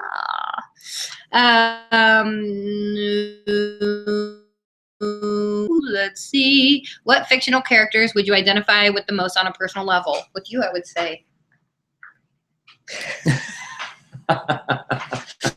Right? I don't know if I would personally. That's yours. I don't know. Who I don't know. I don't know who I would identify with on a person. For you, I would say picture of Dorian Gray. Yeah. Or I whispered Alfred E. Newman, which I didn't necessarily need to whisper. Pee Wee Herman. For me, I'd probably be Fievel from American Tail. No, you would. No, stop. You should go with Fievel for Halloween, and I'll just cry. No, I want to protect you. Little mouse. I'm giving up sleeping for school tomorrow. Yeah, good. School doesn't need sleep. Yeah. Chantie, what was it like working with M. Strange? Cool. That guy's really cool, and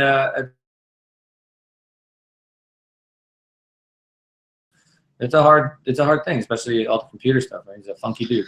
Did you dress that character for MSI? Gradually. I mean, I tried all sorts of different looks and different things, and were also. But I looked like that pre-MSI. We already answered. Opinion on thing. Obviously not as a little kid. Hold on. Blah blah blah. Blue. Looking for. These are just comments. We already answered. What's your favorite thing? Oh gosh, it keeps going down to.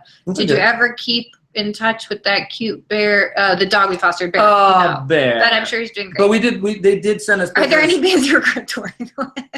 What? Are there any bands you regret touring with? There's a couple, but mostly it was just because our manager at the time like foisted them on us, and then like tried to get them to sign with him, and it was a bunch of bullshit. But that was a guy we fired a long time ago for good reason. Who do you enjoy working with on Alleluia? The crew is amazing. The crew is amazing. Darren, Terrence are awesome. Tech 9, David Hasselhoff, Bill Mosley. Well, there was so my God, Barry Bostwick. There's so many. That was another thing that was such a great draw for us for that thing was because the list what's the girl who's gonna be in Vegas with us? Oh my God, I'm sorry, I'm fucking. Look it up. Lyndon Smith. She's incredible. She's so good. Nothing to do with morals or judging. Would you personally be saints or sinners? Well, based on the aesthetic of it, I do like heaven. Yeah. I also like the fact that it's sort of two-handed. I mean, most of the people in heaven are actually really bad. Nasty. They're mean. Yeah. It's like, which I like. I like that idea of that. Yeah, it was so fun. It looked so cool. Simple question, but favorite restaurant? McDonald's. Yeah, McDonald's every day. It's so funny.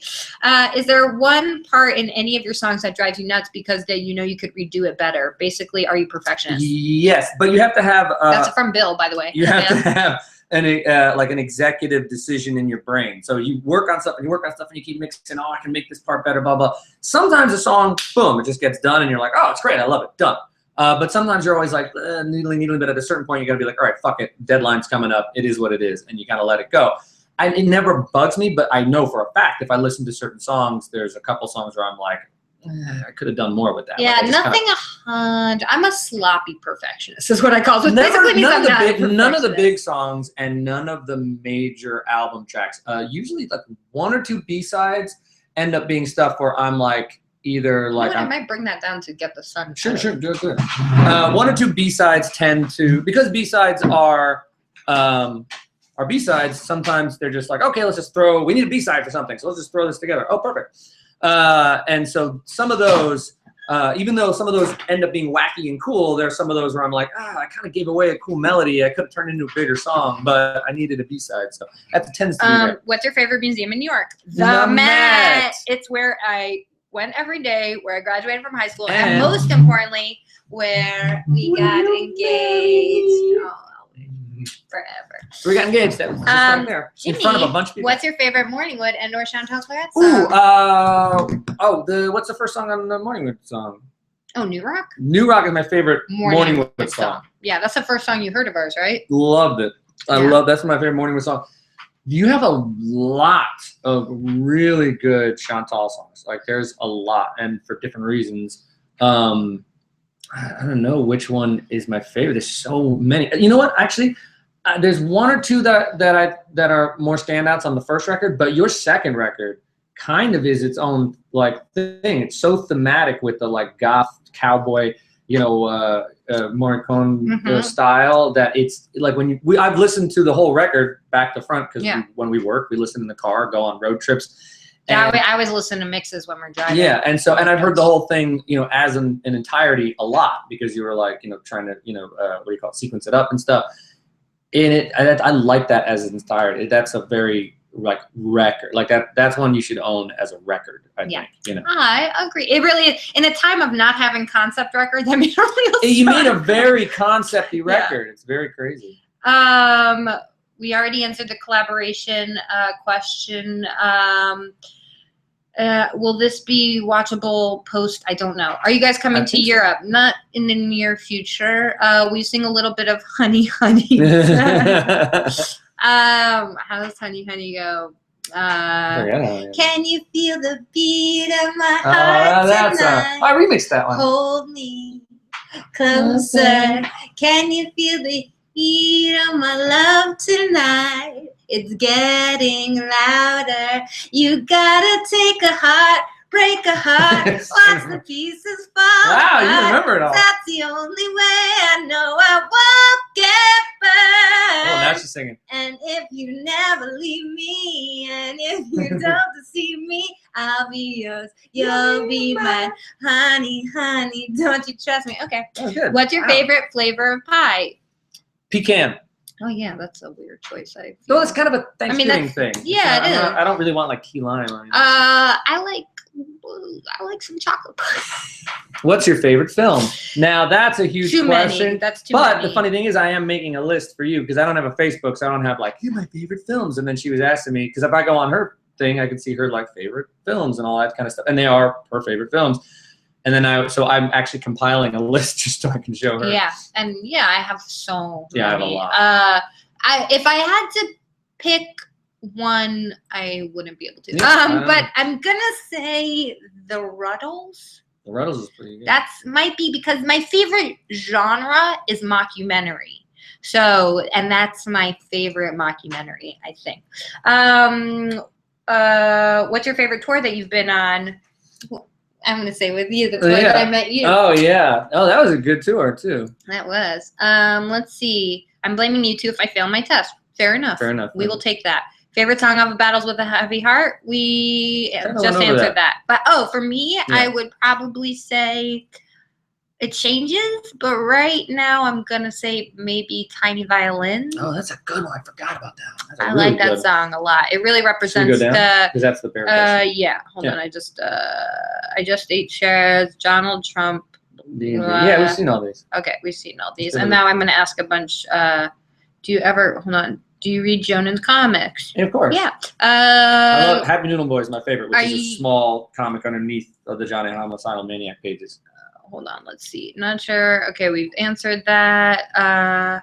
Have you ever heard him in the band? Have you heard Bill Moseley's band? I haven't. I have not I heard Bill Moseley. apologize. Yeah.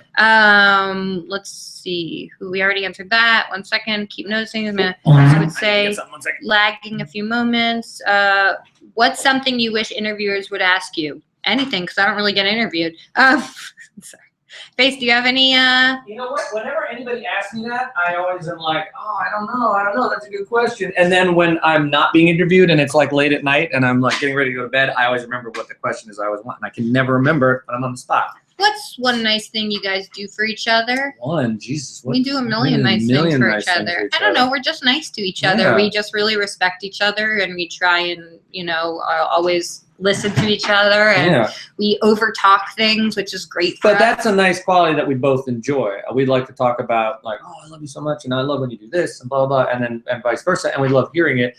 I've been in relationships where it's it annoys the person when you're like, oh, I love you so much, and they're like, but not her. Let's see. Hey Jimmy and Chantal, how good are you at geometry? I feel like I'm this is gonna actually fantastic at geometry, which is the weirdest fucking thing. I'm terrible at math, and I would always get barely D's, That mostly makes sense. F's. That makes And then sense. as soon as geometry came around, Well, because that's I'm, 'cause it's a I'm totally spatial and different- art, I A's. My teacher was like, "Oh my God, holy shit, you're doing much better." And then I think the next thing was like algebra or like algebra 2 or some shit, and fucking down to F's. But for fucking 1 month, I was A pluses. I was the example of what to do. For 1 month in fucking math, I actually got A pluses. I'll give you an A+ for the rest of your life, So I'm not math. really good with spatial stuff. If you dig mockumentaries, have you watched What We Do in Shadows? Of course, yes! I have that shit She on gave the you the Kickstarter. Blu-ray. Yeah, I got the Blu-ray from the fucking. Yeah, I kickstarted it, and so we watched it in New Zealand actually. Yeah. And Jermaine Clement follows me on Twitter. What's up? And I'll follow him. Jealous? I am of myself. Yes. Let's see what else. Chantie, what is the tattoo on your wrist? It is actually the only tattoo I have for James, and it's the closest I will ever get to getting his name because I don't really believe in that. It says Twerk Crush. You can't really see it because it's backwards. But we actually, if you want to see me getting it, you can go on YouTube. I'm on LA Inc. And Kat Von D gave it to us. And initially, I didn't want any more tattoos, but I love free things, and so my publicist at the time contacted said, hey, you want to go on LA Inc. Get a tattoo? And I was like, no, I have enough tattoos right now. And he's like, it's free. And I was like, I'll call you in 10 minutes and figure out what I want. And so we went on, and it was fun. I have a bunch of tattoos, but they're all, people never think of me as somebody with tattoos because they're all very sporadic and they're all writing like Memento. And I usually only get them for dead people, but you are not allowed to die. Yeah, I'm going to get a big one of your face on my back. Let's see. I don't want a prisoner to do it. So that we're pretty up to date with that. Do you want to take a question from Twitter? Yes, there are like 5,000. Well, let's go over to questions on Twitter, and then we'll let this catch up. Any horror movies you like? Well, we just saw The Hive. The Hive, which we have a song in. Yeah. So I recommend you see that. By Yarbo, presented by the Nerdist. Who also, Yarbo has also directed music videos for both Two For Me, the Yeah, Papa yeah. Bang Bang, and the Bite Your Tongue video, and the upcoming Your Own Personal Jesus, which is going to be bananas. Bananas! Yes, we came up with the concept together in our pool. Yeah, that's the worst thing, too. Swimming makes your little brain tick so much. So we'll go swimming, and then all of a sudden there's no phone, there's no paper or pen because you're in the fucking pool, and you can't touch anything because you're wet. And she'll have the most brilliant, like, oh, you know what you should do? You guys should do this. Or like, why I'm a Pisces. I get oh my God, that totally makes sense. I get my energy from water. Somebody, I wrote it down. Somebody had, there's a thing where you can get like a pad that you can put near the water that's water resistant that lets you draw. Well, I need a waterproof one. You should get that. If it were to happen, what do you think would happen in the Devil's Carnival 3? I'm just going to go on the limb and say it's the origin story of the translator. Definitely, I hope so. I would say 90% translator, some Tech 9, Yeah. definitely some Bird Bostwick, Yeah. and some Hasselhoff and Paul Sorvino in there. Maybe we're all just sitting around shooting the shit. Maybe like a 2-hour poker game. Yeah, with and then Ted Neely comes in. And maybe, and then and Bill Moseley, just all the all of us just sitting around playing poker. Just shooting the shit. Yeah. Do you ever have any teachers who were supportive or unsupportive of when you were younger that now years later are fans of your music? Well, oh man, fans of the music? I don't know. Actually, no. One of my old English teachers, Mr. Bender, is a fan. Is a fan. And then there was a teacher, Mr. Sloan, who was my theater teacher, and he also wrote books, and he named one of the characters after me. So. I don't know if anybody, obviously nobody when I was going to like little kid school, and of course when I was in fucking Catholic school, it was all fucking nuns. I had some supportive teachers that weren't nuns, but I don't even know if they fucking know who the fuck I am now. And in high school, I was just fucking in and out. I was just sort of like, I was hard. I spent most of my time doing stuff away from my high school. I would go to high school, you know, I was kind of invisible, didn't really give a shit. But living in New York, it's not like you're living in the middle of nowhere where like high school, like if you're not popular or you're not connected or don't have friends in high school, you don't have friends. I had friends and things that I did outside of high school. So when the bell rang, I hit the fucking street and I was like, peace, you know? So I don't think they probably even know that I Have you guys seen Dexter? I recommend it, 10 out of 10, but the ending is actually ship out. Funny thing is, I stopped watching before the last episode because I heard it was so bad. I was like, I don't want to ruin this for myself. At that point, I was hate watching. Hold on, there's some, can you wish everything MSI happy birthday? We did it by proxy by saying it. Are you good at swimming? Pretty good. Pretty good. Pretty good. Do you like any European countries, cultures, and languages? Yes. Pretty much all of them. Yeah. Oh, this was a good one. Hold on, where did it go? Do you have a good roller derby name idea? I thought you did, didn't you? I gave some to your sister-in-law. Oh, right, because she had a... I think. Yeah. Oh, I don't know.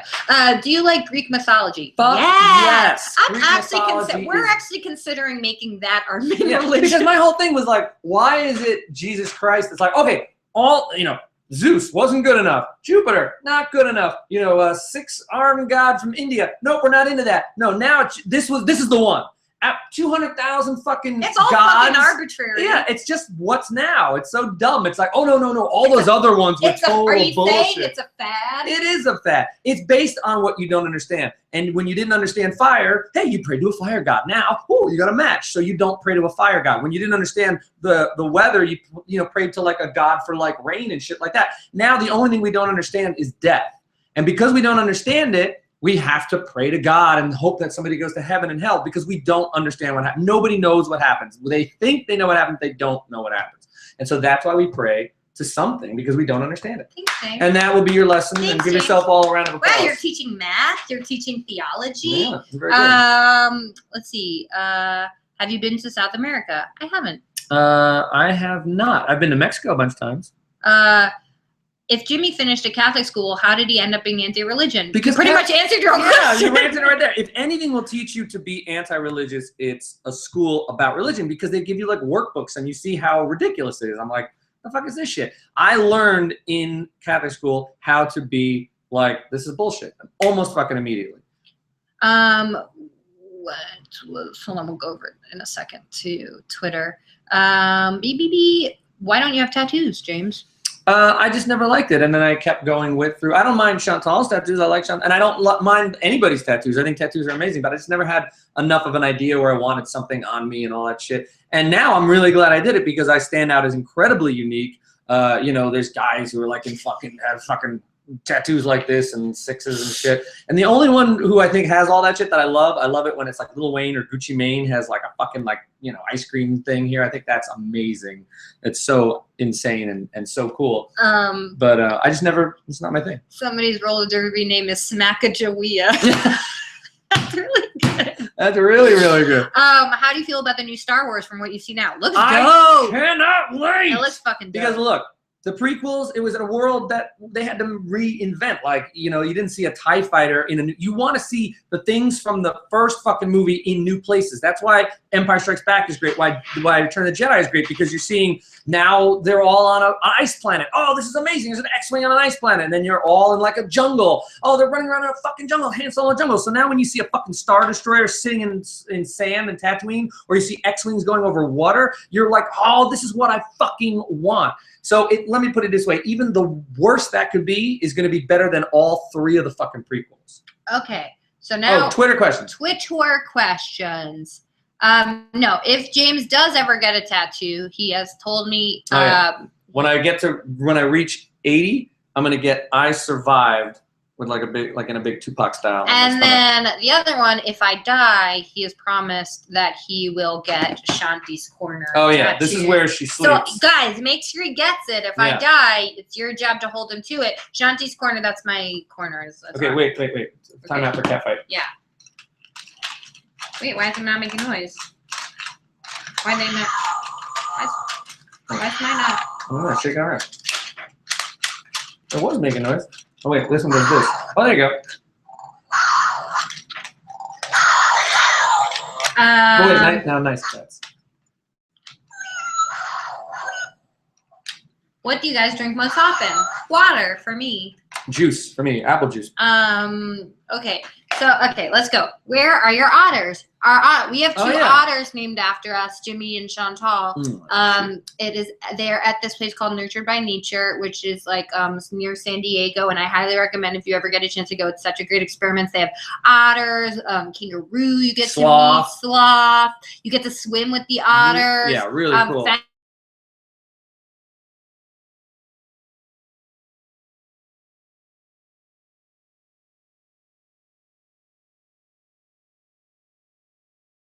I hope they're doing good. It was, hold on, check your connectivity. Everybody still seeing us okay? Let's see. Let's just make sure. Okay, I think we're good. Yeah. Okay, let's see what else. Maybe we answered stuff like that. Is that a creepy cat peeing behind us? No, it is a cat, but he's not necessarily peeing, but he's sort of in peeing position. Are you going to see Deadpool? And please tell me Jimmy is providing the music. We can't do that because we would be lying. Yes. I mean, we could tell you that, but it would be a lie. You would think they would call me up. Would you 2 ever spawn? Yes, Spawn? we would. Yeah, I spawn all over you. Spawn all over me. Will MSI ever come to Arizona? They've come before. Come to Arizona? Where the fuck were you? I was there. What is your favorite Mark Ryden artwork? The one right behind us. Yeah. Okay. Do you guys have a least favorite MSI song? Oh, that's a good question. I do. Which one's your least favorite? I'm not going to say. Oh, okay. Also, I recommend you don't say. No, I'm not going to. No, I want to. Not that. If you, yeah. I'm trying to think. Wow, that question actually quite a few That is a hard question because, you know what? There was, oh, you know which one it is? And it's actually kind of related to Bill H. It was a B-side on, I think, another mindless ripoff called Preteen Violence. It's a great song, but I never finished it. I just sort of gave it for a thing. So I feel like I gave away some really, because I hate the chorus. I slapped there was like a deadline of people, oh, just get it to us. And I should have like just left the chorus instrumental, because then the chorus is like kind of like almost a placekeeper. And obviously it's not a song we ever play anyway, because it's such a B-side, but like I love the verses and the fucking intro, the lead-ins and the bridges are great. And the chorus is kind of eh. So I kind of feel like I could have turned it into a fucking slamming song. Dear Jimmy, have you ever farted during sex? I'm sure I farted during sex. I'm sure. I don't remember specifically, but I'm pretty positive. But I don't think I've ever farted when someone's going down on me, so that's good. You can tweet me at Chantal Claret.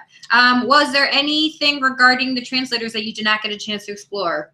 We didn't have translator sex. Yeah, and we didn't film a porn. Didn't really get to explore. I guess we hinted at their relationship. Yeah.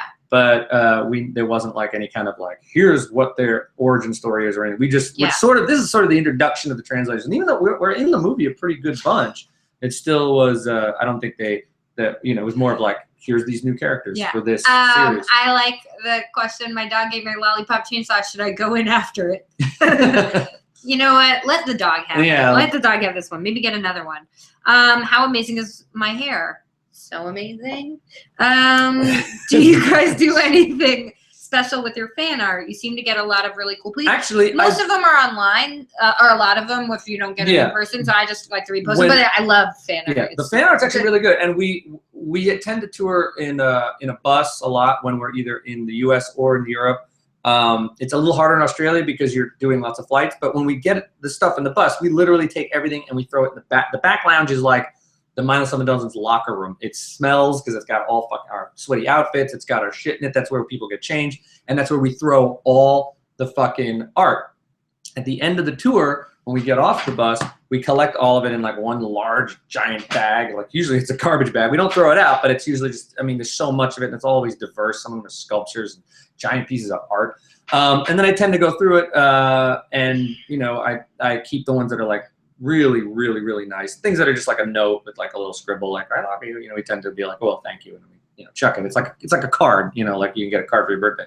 But I actually have started keeping them in.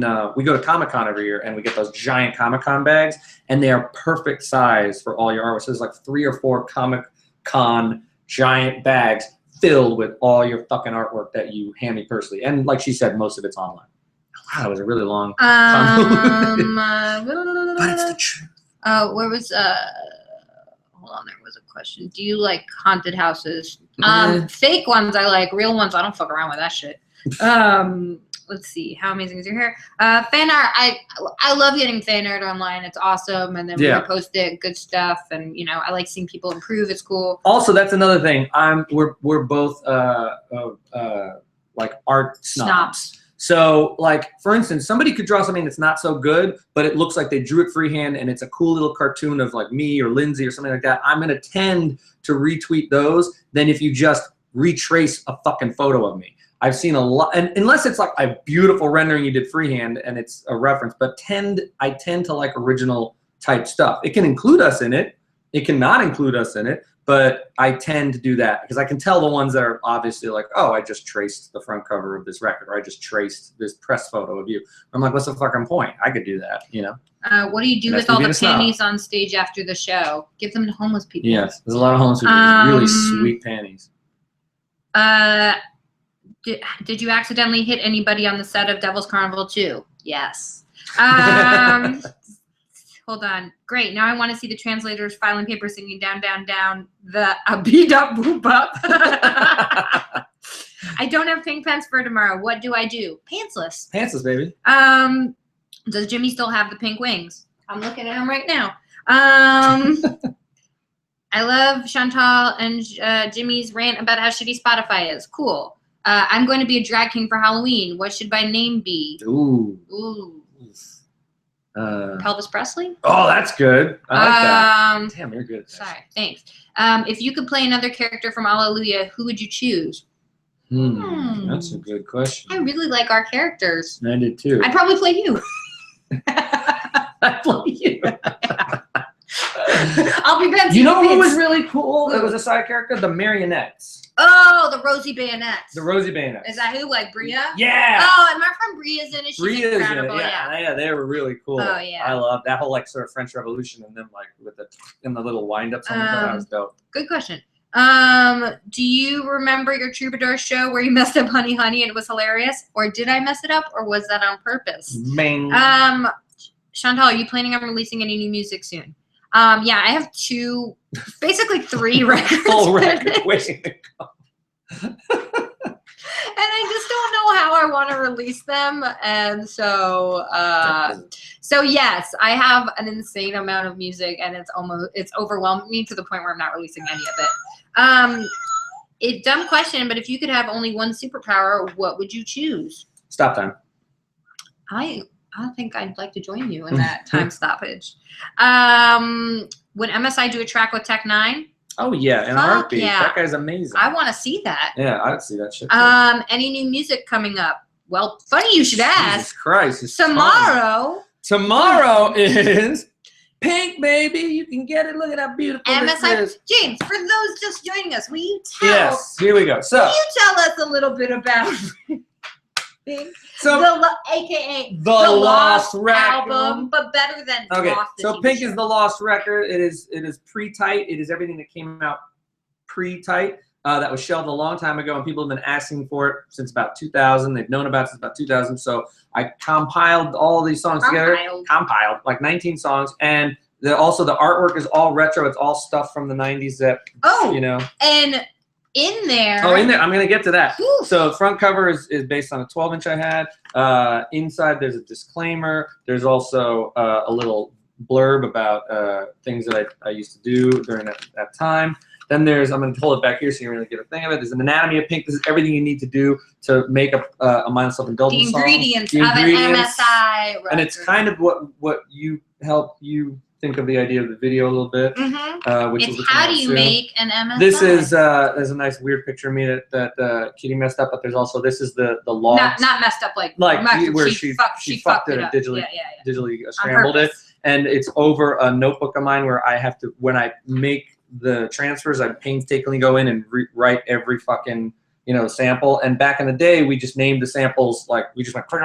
So I don't even know what the hell it is. It doesn't say like snare. It just says XL313. This is the origin of the name Mindless Self-Indulgence, because people have asked me forever where the name Mindless Self-Indulgence came from, and I was always telling them, I was like, if you can guess, I'll suck your fucking cock. Because I was so confident nobody would ever know where it came really from. Bold. Nobody ever guessed it. Yeah, ever. I would have Googled that shit. And then this is the program. I mean, these are the credits, but this is the program I wrote almost 90% of MSI. By the way, that offer still doesn't stand. Yeah, that's done now that I gave it to you. And then I'd like a whole bunch of, excuse me. And that's the disk drive from the Akai 950, which is the #1 workhorse. Plus, this is these are my private video collection, VHS collection that I busted out, and then we did some artwork on it, and I just rewrote over all the VHS tapes the names of the songs. So it's a really cool mark, and there's also a hidden track in here, and Jesus, a bunch of stuff. Oh, and an angry rant from when I was a young kid, when I was 22, from around when this record started, and I love it so much. That's the one that she likes the best. What song never fails to make you dance? I got a lot of songs. What's the highest level you've ever reached on Tetris? Oh my God, she's a Tetris master. I'm pretty good. We have a stand-up Tetris that she plays. She's so good at it. How will you die? I don't know. Hopefully in the arms of a loving potato. I don't know, but I'm sure it's gonna happen. I had a Chantie's Corner of posters and stuff in my room. Chantal, what's your favorite song off of Pink? But I think For the Love of God is one of my favorites, and then I really love The Angry and I really like Memory of Heaven, right? I don't know if you like Memory of Heaven or not. I forget what my favorite ones are. I told them a list, but I don't remember. It's weird. I kind of put these originally set out when I had the demos of all these that I was working on. I put them in the order that I liked. That's the other thing. These are not in most like sort of old school best of type of weird, like this is where we came from. Put things in chronological order. These are not in chronological order because I just put them in the ones I liked the best to the ones I was meh about. But I put the dates next to each song so that you can kind of like see how the sound progresses. So you can see that, oh, this is a song from 91 and this is a song from 94 and this is a song from 96. So the album kind of goes in best to worst for me, but the weird thing is once I got to the middle songs, which were so like I wasn't really thinking, I was thinking, okay, the first songs I was like, these are the best songs, and then the last songs I was like, I don't really care about that. When I started working on the middle songs, they kind of got a life of their own, and some of them really stick out. And that For the Love of God is one of those middle album tracks. I was like, it's just an album track. But then I ended up being like, because I was like, again, when you don't give a shit, when things are not precious, you can do really good fucked up things to them because you don't really like, you're not like, oh, it must be like this. How is it working with Tech Nine? He's amazing. Really nice guy. So talented. Who's your favorite rapper? Eric, I'm sorry, Rakim probably. Tag team. No, yeah.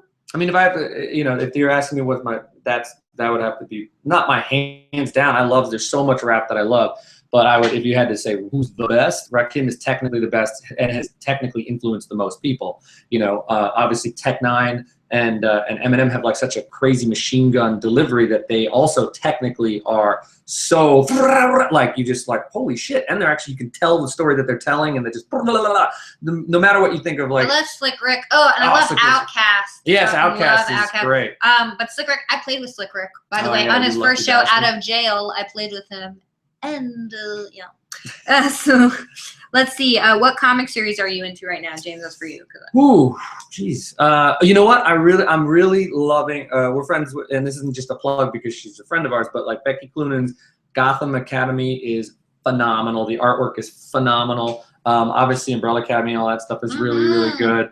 Jonan stuff. Yeah, Invader Zim is now a comic again. You should go pick that up. That's really good. I have a lot of friends in comics. Yeah, if you told me when I was 12 that I would know this many people in the superhero business, I would fucking shit my pants. Yeah. Twice. You're doing some stuff I shouldn't.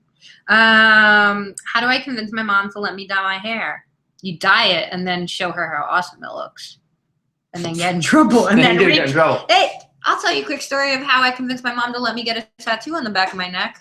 She gave me $60 to buy a pair of shoes. I went to a bar after school when I was 15 with my friend Caitlin, who was a rockabilly girl. Stop.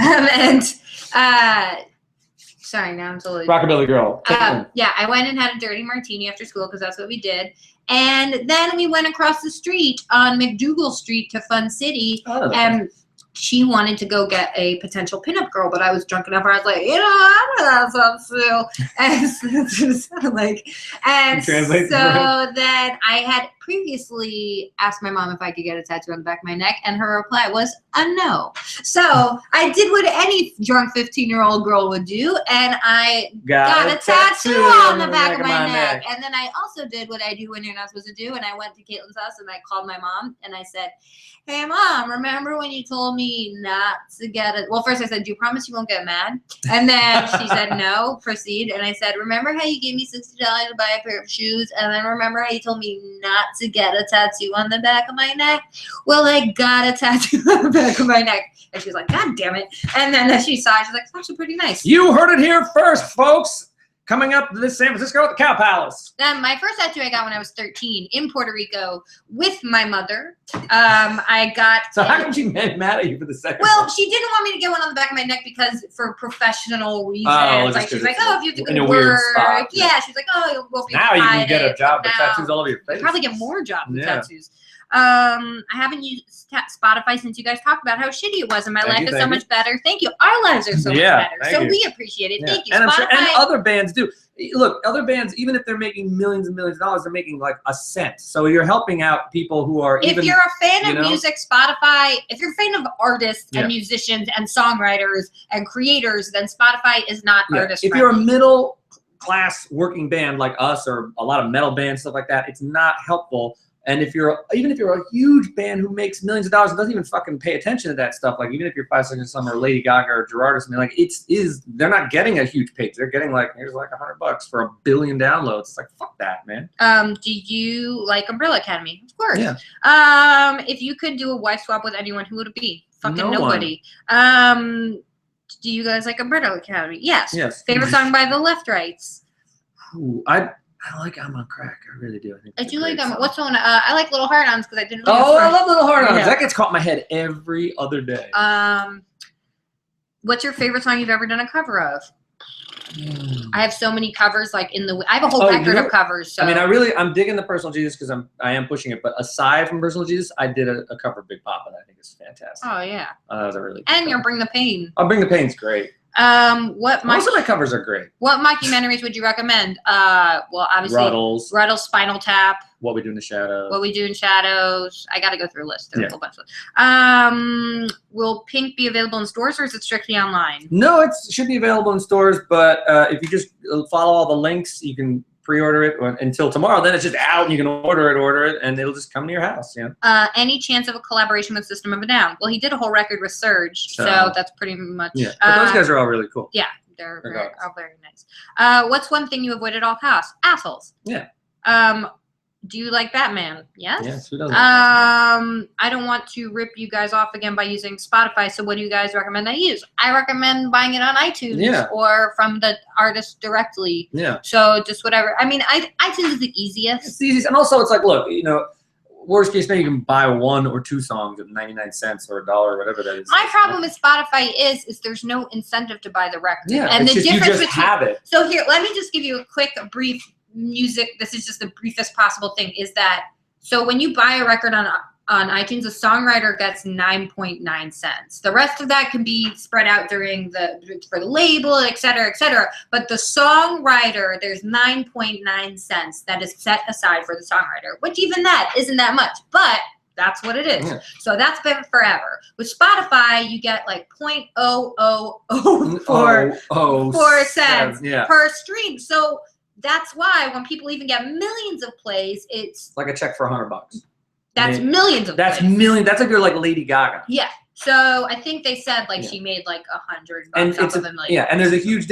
We're talking about the writer's share, the writing the song. And then that's not even the art. I don't even know if the artist gets anything on Spotify. So it's that's where we're going with that. Okay, let's go back over here. How do you feel about Vine? I don't. Most misinterpreted song.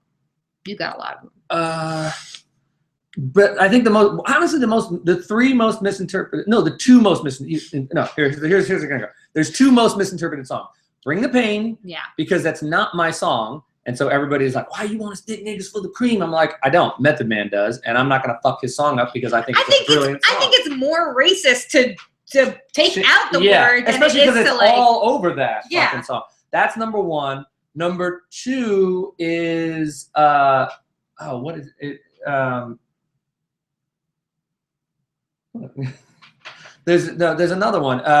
Well, the one that I think is interesting. Also faggot. But the thing is, faggot never gets misinterpreted. Yes, it does. No, but not by people who know who mindless self-indulgence is. Yes, they just hear.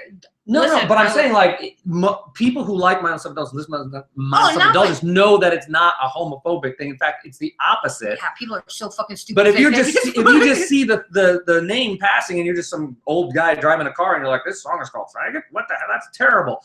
And but it's never. I find it interesting that it's never been misinterpreted by my fans. Yeah, my fans have never been like, "Oh, this is a homophobic rant. Let's go, beat somebody up over this." Yeah. They never. They know that it's about, like it's an empowerment song. Yeah. And then the other song that gets the most shit, which I love, is Jimmy Page. Oh yeah. That gets the most shit. Like number 1 out of how dare you hate Jimmy Page? He has more talent than his fingernail. You guys are you're terrible. How dare you say it's like. Fuck you, I can say whatever the fuck I want. And you're exactly the example of what I'm talking about in that song, which was basically stop rehashing old fucking shit and move on to the future and do something fucking new. And not enough people listen to my music to misinterpret it. It's true. And I forgot it. And the other one that gets the most is Panty Shot. Because they're like, why are you writing about that? And it's like, you can write from the perspective of somebody else. You can write from serial killers, you can write from whatever you want. Fucking idiots. So are you on the video chat with the chat next to it? It doesn't matter. I don't know what that means. What's your favorite animal? Dogs? Dogs. When I met you guys last year, I got your signatures tattooed. So cool. Oh my. Not you guys. The Crow or the Craft? Why I gotta choose? Oh man, yeah, it can't rain all the time. I'm not gonna pick. Well, definitely. Well, if we're talking the Crow 1, Crow 1. Crow 2 and on can suck it. Here's the guy who got your signatures tattooed. Whoa. Wow. Hey. No. What? Oh, why can you? Okay. Oh, I don't know. Pretty cool. That's pretty good. I'm always very impressed with people that have the word urine tattooed on them. What was the inspiration for Sex for Homework?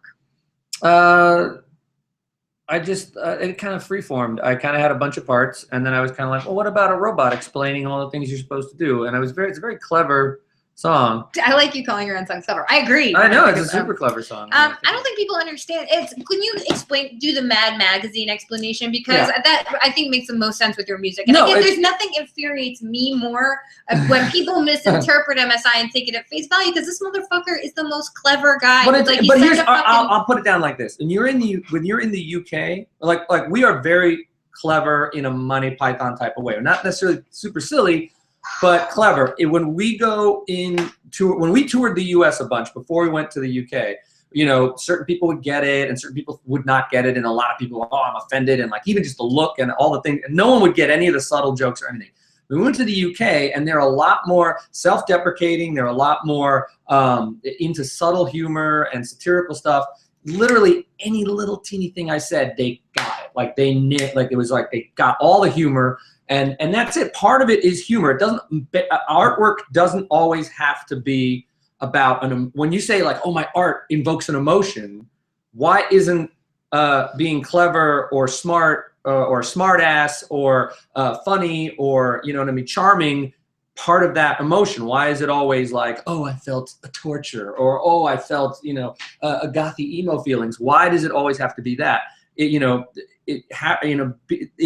can make you, an emotion is, happiness is a fucking emotion, laughing is a fucking emotion, being like, holy shit, that was so fucking smart and clever. That's, you know, those are all part of, you know, evoking feelings from people. So I find it very strange that people only take serious shit seriously. Yeah. That's always bugs. You know who has a fucking great take on it? There's a documentary about the artist Wayne White, who did all the backgrounds for Pee-wee's Playhouse, and he's a great he did like puppets and painter stuff now. And he has a great speech about it. There's a movie on Netflix, I believe it's called Everything is Beautiful or something like that. Something Beautiful.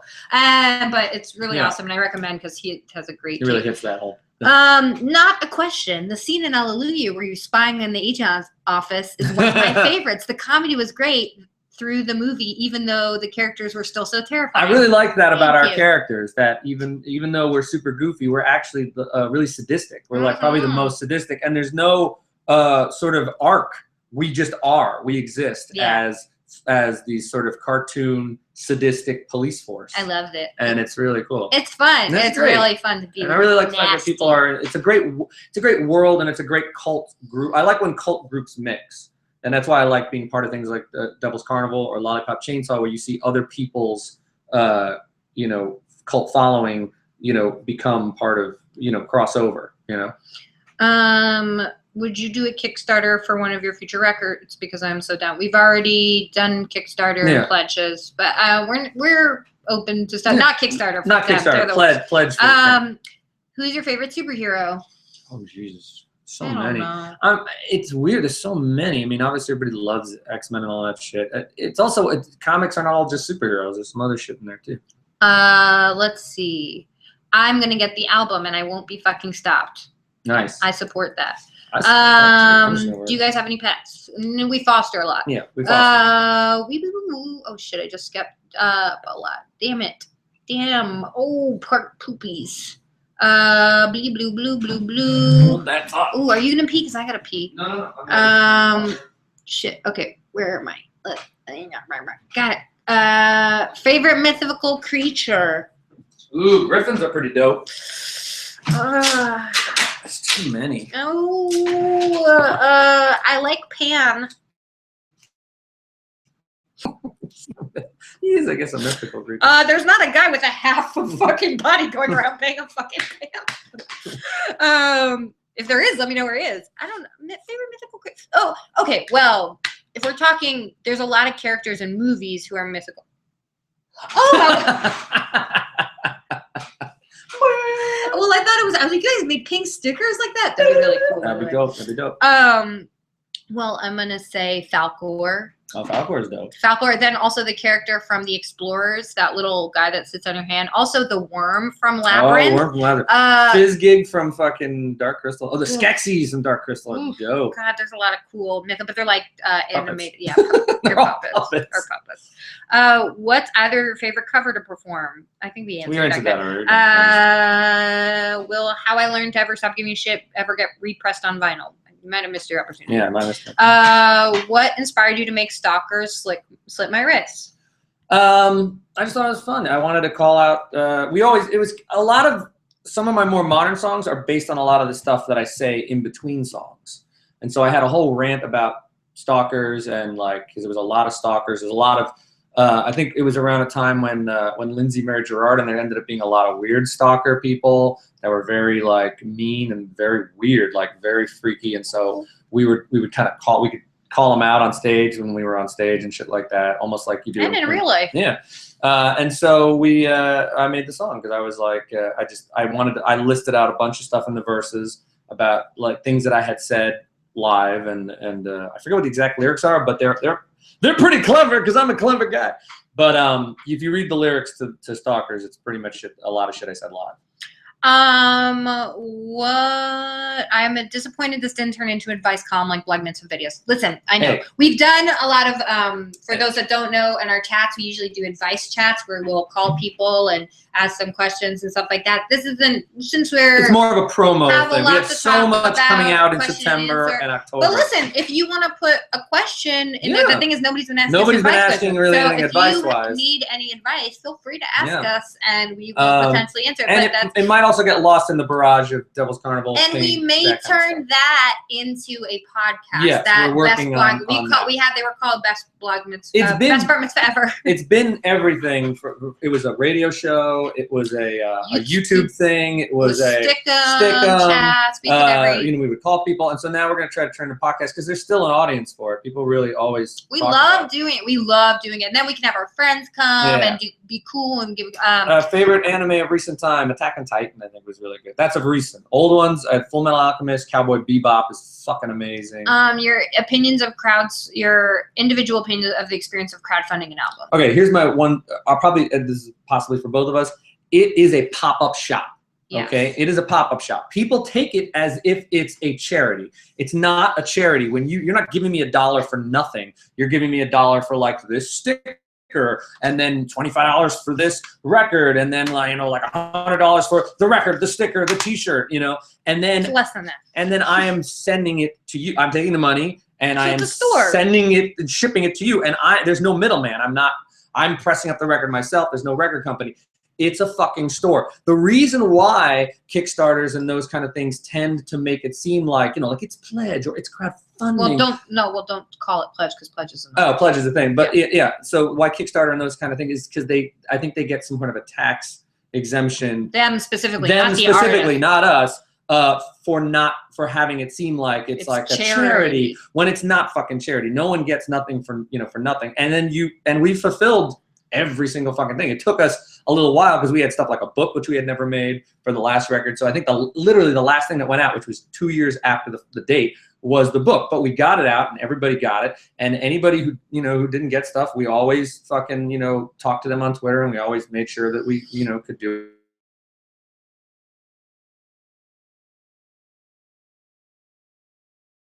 in the fucking ass. And we were in the top fucking 3, and they still wouldn't help us at all. They were no fucking help whatsoever. They were like, their staff picks were like some fucking dude who wanted to do a flute solo for like $100. Can you blame them? So that's pretty much how it goes. And I love doing my pledge campaign because I reached 100%. I think a big thing of it was because I reached 100% of my goal within the first 24 hours. It really, humble brag, it took a lot of pressure off of trying to, otherwise I would have been scrambling for whatever a month or 2 that I had. So for me it was, and I did things that I knew how to do. I did everything by hand and myself with the exception of pressing the records. Yours is great. And a lot of your stuff is really clever. Thanks. I had a really great time doing it. Would I do it again?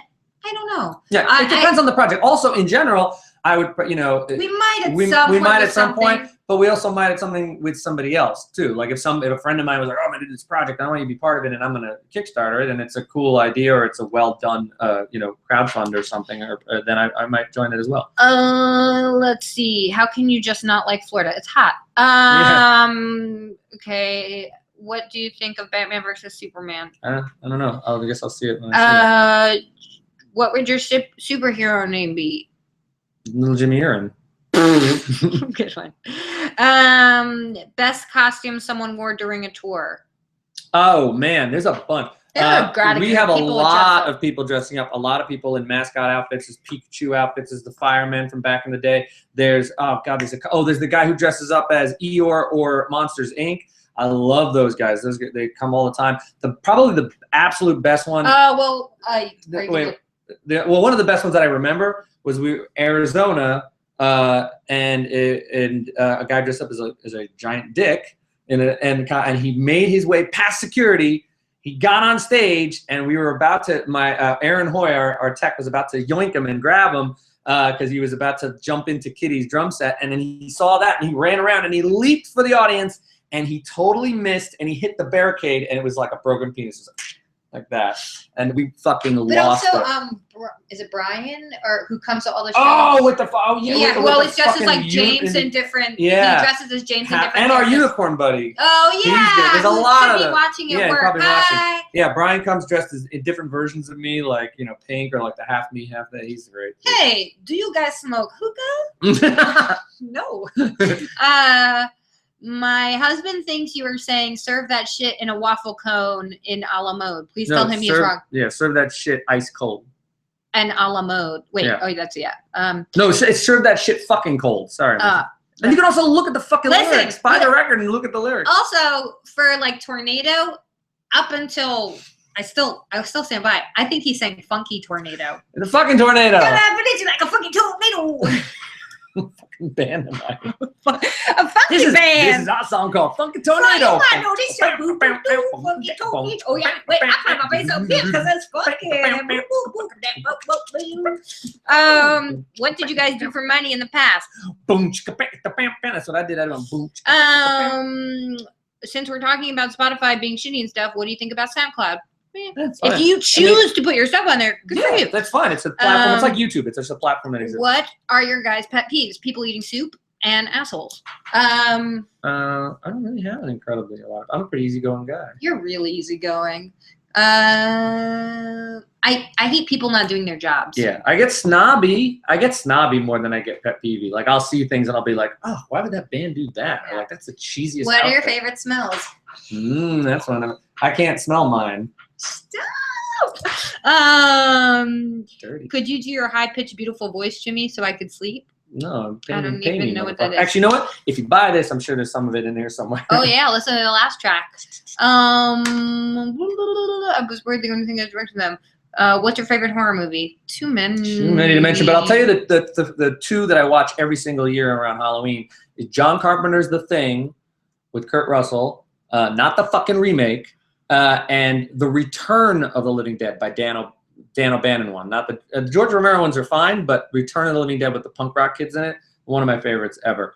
Also we should, for those who are just joining us again, we're going to be, we're in the Devil's Carnival. We play the Translators. We do. And Bates and Bents. And the movie The Devil's Carnival tours like a band around the country, plays theaters in different states. So it's touring all around the country right now. Kind of like if you don't know about it, it's kind of like a Rocky Horror thing where kids come, they line up, they dress like all the characters, they sing along, they do all this stuff, and adults, and they sell merch and t-shirts. Now, we are at some of those appearances. We are going to be at Sacramento on this Monday, what is it, 21st? Or 20? Yeah. Let me just double check. Town at the Colonial Theater, and then the 22nd in Las Vegas at the Giordano Theater, and then we will be at the Los Angeles on the 26th. When it comes back around to the Los Angeles, at the Regent in Westwood. Yes. And you can come. You can say hi if you see us. And you can also go to the other viewings. You can go to the other viewings. Go to the Devil's Carnival.com to pick up your tickets and see if it's coming to a town near you. But if you want to say hi to us in particular, we will be at Sacramento. And tell your friends. We will be in Las Vegas. Tell your friends. And we will be in the Los Angeles show. Also,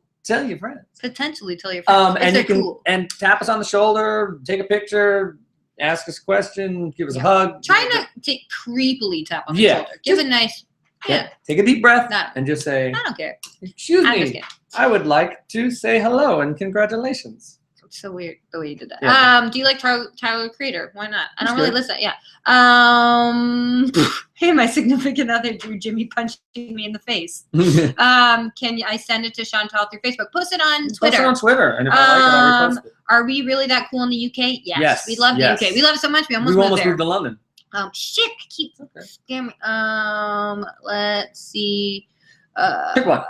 That's good. No, I want to. Oh, you want to go? Man, she's a stickler. I like it. Helps. We're gonna answer every. It's my OCD. Single goddamn question. Not a question. Just want to say that after I have a bad day at work, I tend to blast "Shut Me Up" in my car. So thank you. No problem. We tend to be that kind of band. I just got an email the other day that was some girl from. I think she was using her she was at some crazy like Sussex or something. I'd have to look at it again, but I think she was using the school computer to sneakily, because at the bottom it had the address of the fucking school and everything. Yeah. And she was just like, "Oh, I just want to drop you a line and say that I am who I am because of your music, and you guys you taught me to just be like, who gives a fuck?" That's awesome. And so that's great, and it's true. You can. There was a point when I got to when I was a kid, when I was thinking about 14 or 15, where I was just like, "Oh, I don't give a fuck." And dude, listen to the last track on the my record. life just fucking changed, because, and it's not, I don't give a fuck, I'm gonna hurt somebody. It's just, sure, yeah, take a break. It's just, I don't give, what's the worst someone can do? There's people in third world countries. Don't hurt anybody, I'm saying, but what's the worst that can happen to you? You know what I'm saying? There's people who are in third world countries who are starving, where they're being oppressed, where there's guerrilla warfare, where there's landmines, that exists there. If you're listening to a record from a band and going to shows, you're probably living in a first world country, and you're probably, unless something horrible is happening to you, in which you should report it. But if you're just day-to-day teenage shit, what's the worst thing that could fucking happen to you if you get up in front of the class and give a speech, or you get on stage and perform a song? Nothing. Boo, or someone's gonna make fun of you. Who gives a shit? Let it fucking drop off your fucking back. Everybody gets bullied. Everybody has to take shit. And if you learn how to just take the shit and be like, I don't give a fuck, then you don't give a fuck. I just realized, favorite horror movie? Republican debates. Watched them last night. Another good one. Fucking scary. Oh yeah, hey, Wayne White. Yes, the movie. Beauty is Embarrassing. Beauty is Embarrassing is the Wayne White movie. The documentary. She shows it to her art students. She shows it to her. I love an art teacher. My favorite teachers was the art teacher, and my least favorite was the gym teacher. Who's your favorite comedian? Mine is Bill Hicks, who passed away. He's incredible. Everything he says is still 100% relevant, and he's amazing. Probably mine is got to be. I mean, if I have to really the person influential, I'd say George Carlin.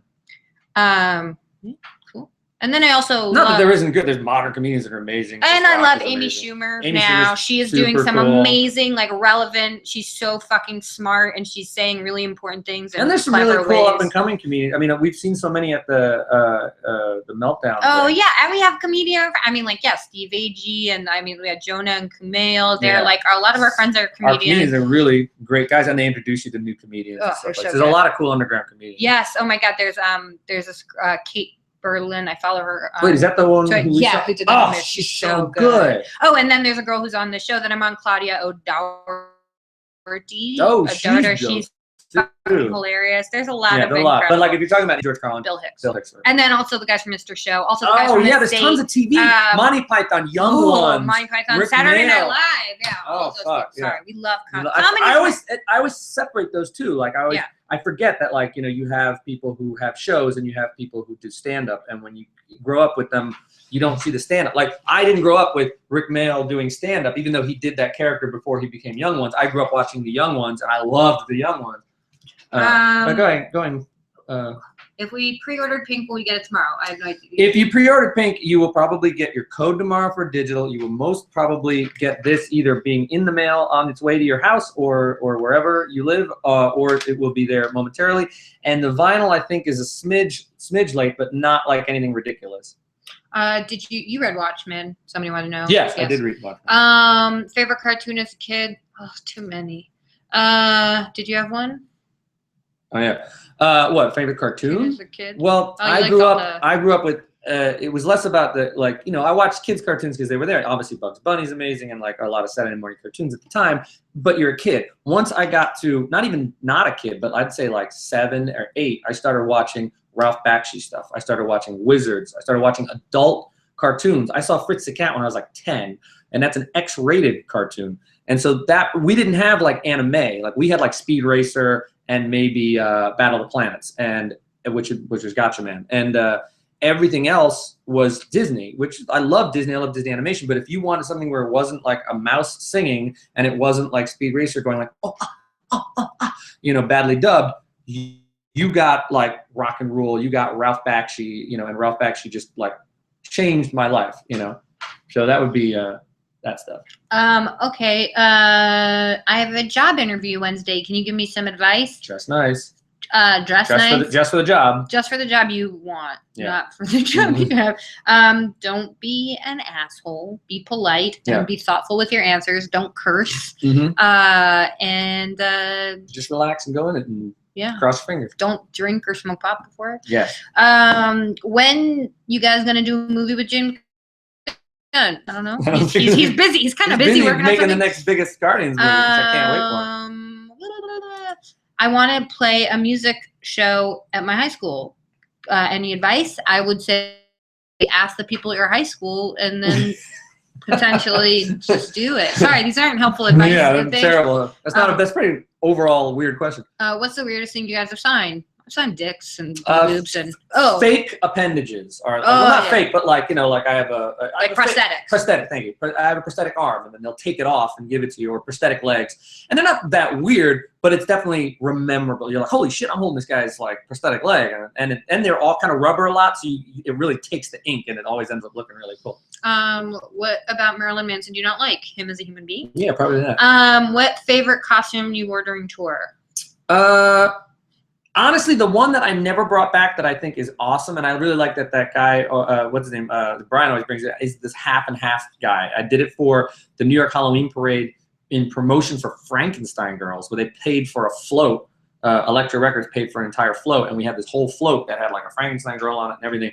And I did straight down the middle, bleached half my face and one eyebrow and beard. Everything on this side was blonde, and this outfit was white, and everything on this side was black, and my outfit was black.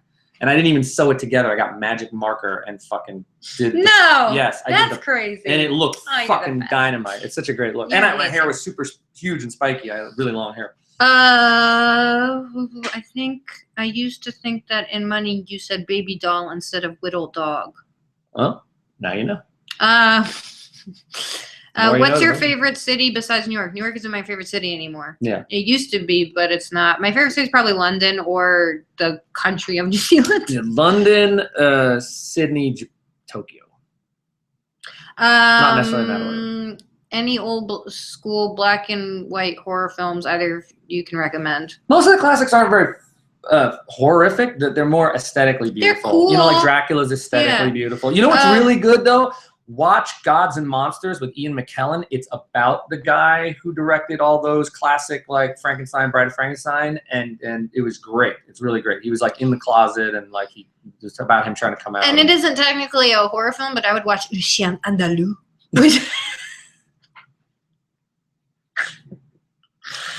I did not see that coming. It's cool. It's got a cool scene. Sorry. That was good. Well, I miss hanging out. You don't understand, guys. This is the best because I've been so busy. I've been working on a bunch of projects, and this is coming out. And Chantie's been working on stuff, and she's been doing things. And we have literally, for the past 2 weeks, not been able to do our normal just like hanging out. Like I come to bed at like 6 in the morning after working in the studio. She gets up at like 7 in the morning after I come home and waking her up.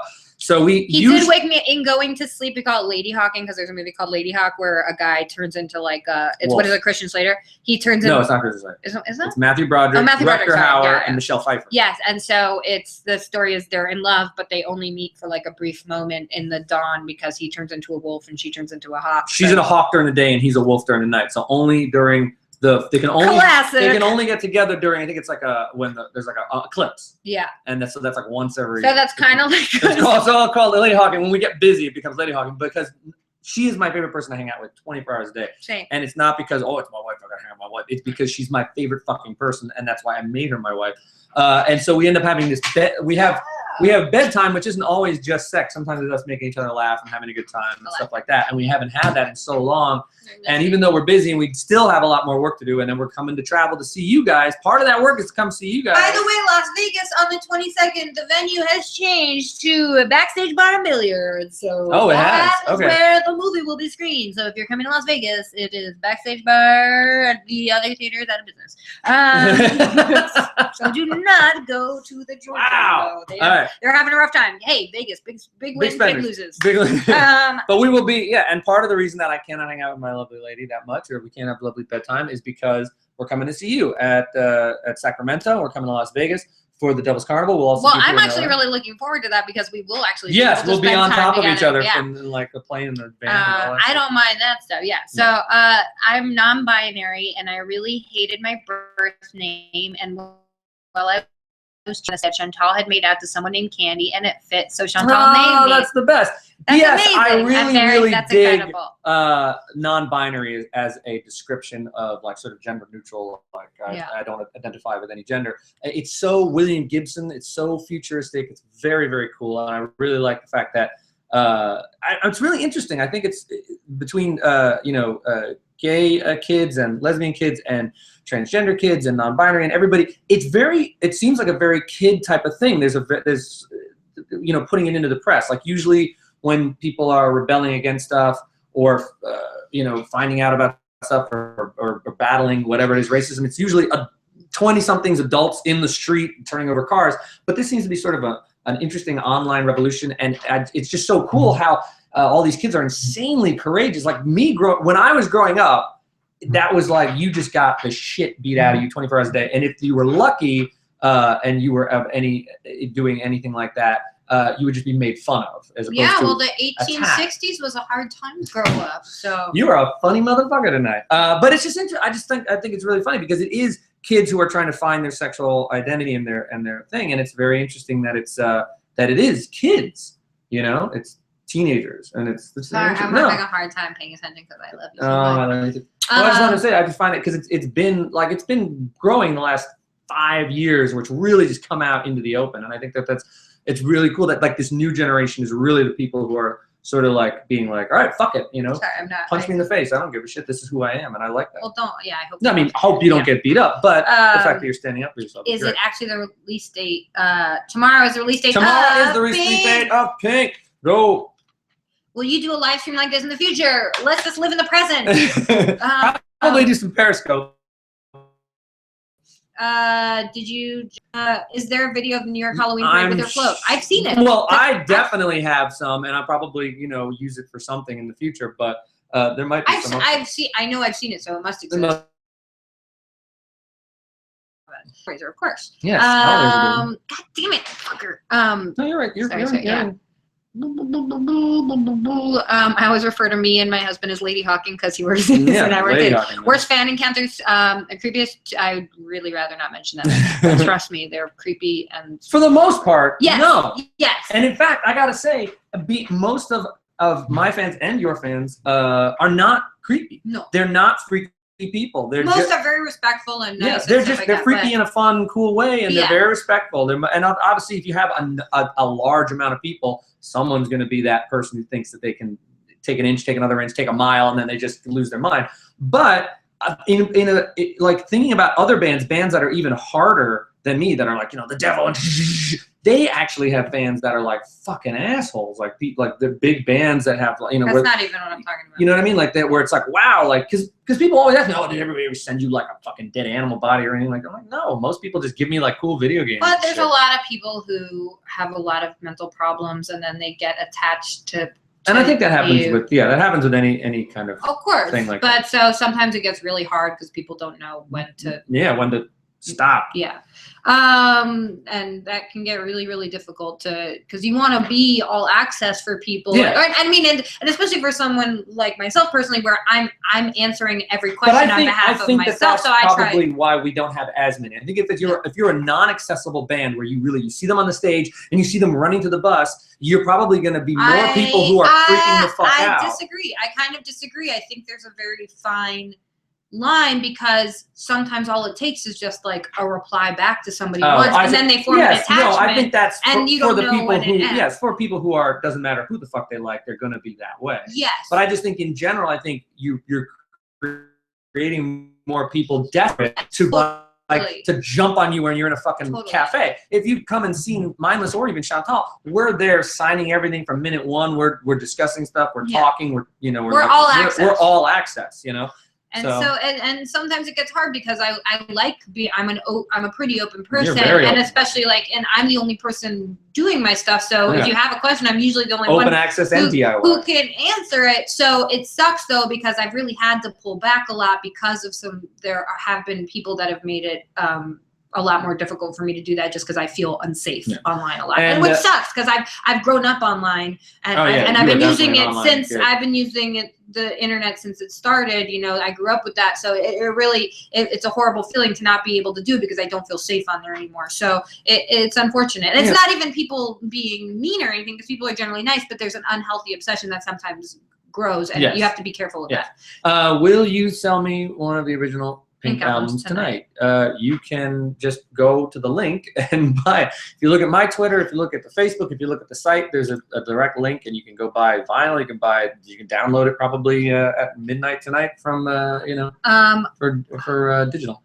This is relevant right now. It won't be probably by the time you read it. I'm masculine leaning, non-binary, and have really long hair, and I kind of want to cut it all off. Audrey won't make that decision for me probably, but opinions? Go for it. I mean, you can do whatever you want. You can do whatever you want. I mean, it just because I just think just have fun with your hair in general. Yeah, have fun with your hair before you fucking lose it. How's that? That's because somebody always told me that when I was a teenager, and I'm so glad I did all the things with my hair that I've done, and I still have a nice amount of hair. But what I'm saying is, just do all those crazy things, and take all those pictures, because eventually you'll look back and you'll be like, oh, cool, I had cool hair, I had this.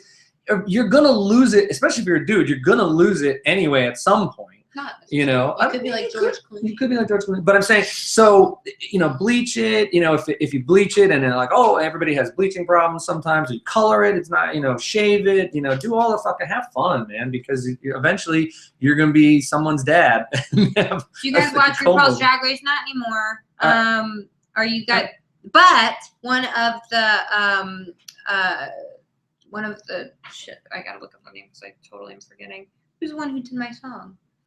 Oh, Jesus. Look it up. I forgot the name. It's I don't want to get it wrong. It's a really cool name. Delta Work. Delta Work. Delta Work. She does Real Girls, so and dope. I went to see her perform, and it's kind of that's a dream come true. I did know it was a dream that I had to have a what do you call it? A drag queen. Oh my god, I was like a drag member. I was like, there's too many names. I'm binary. This. You only need one name. To have a drag queen do one of my, I knew that was a dream. So to have it come true was off the bucket list. I haven't had that yet. Mine are not very so sassy. I don't have too many sassy songs. You have a lot of sassy songs. Thanks. Jimmy, if Chantal was a man, would you still be with her? Hell yeah, you would. She's my best friend, regardless. Yeah.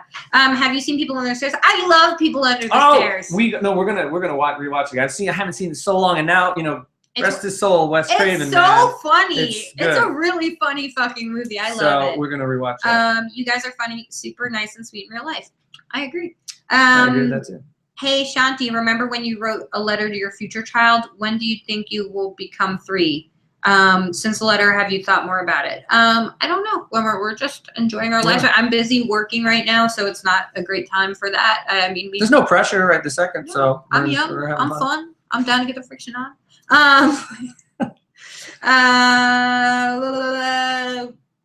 Let's see what else. Okay, we're down all the questions on here. Let's see if there's any more. I'm trying to think of other things. So there's Pink, which comes out tomorrow.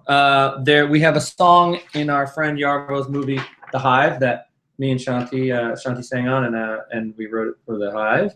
And so if you go see the Hive, you can hear. You can get the song. It's like a kid song, but there's also a mindless version of it. And where's that link off of? What?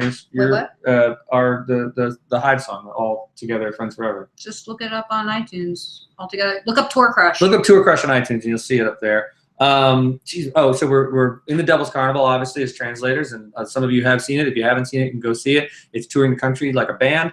We will be in Sacramento on Monday. We will be in Las Vegas on Tuesday. We will be in LA on the 26th, and please say hi. Tell us how much you liked the movie or didn't like the movie. If you want a picture, go see the movie. Yeah, go see the movie because we're really good in it. Yeah, guys, I'm just saying. I kind of hope that they tour it again. You know what I mean? Yeah. Because I'd like to see how people start interacting with right, because people because now we're just seeing it for the first time. Because when we saw the premiere, people, it's like when we play a new song, people are like, they're just trying to take it all in. So you're just like, when you come and you play. But maybe the second time, maybe in LA, people will have that. Oh yeah, because it's been. Are there any new bands or even new albums you guys are into lately?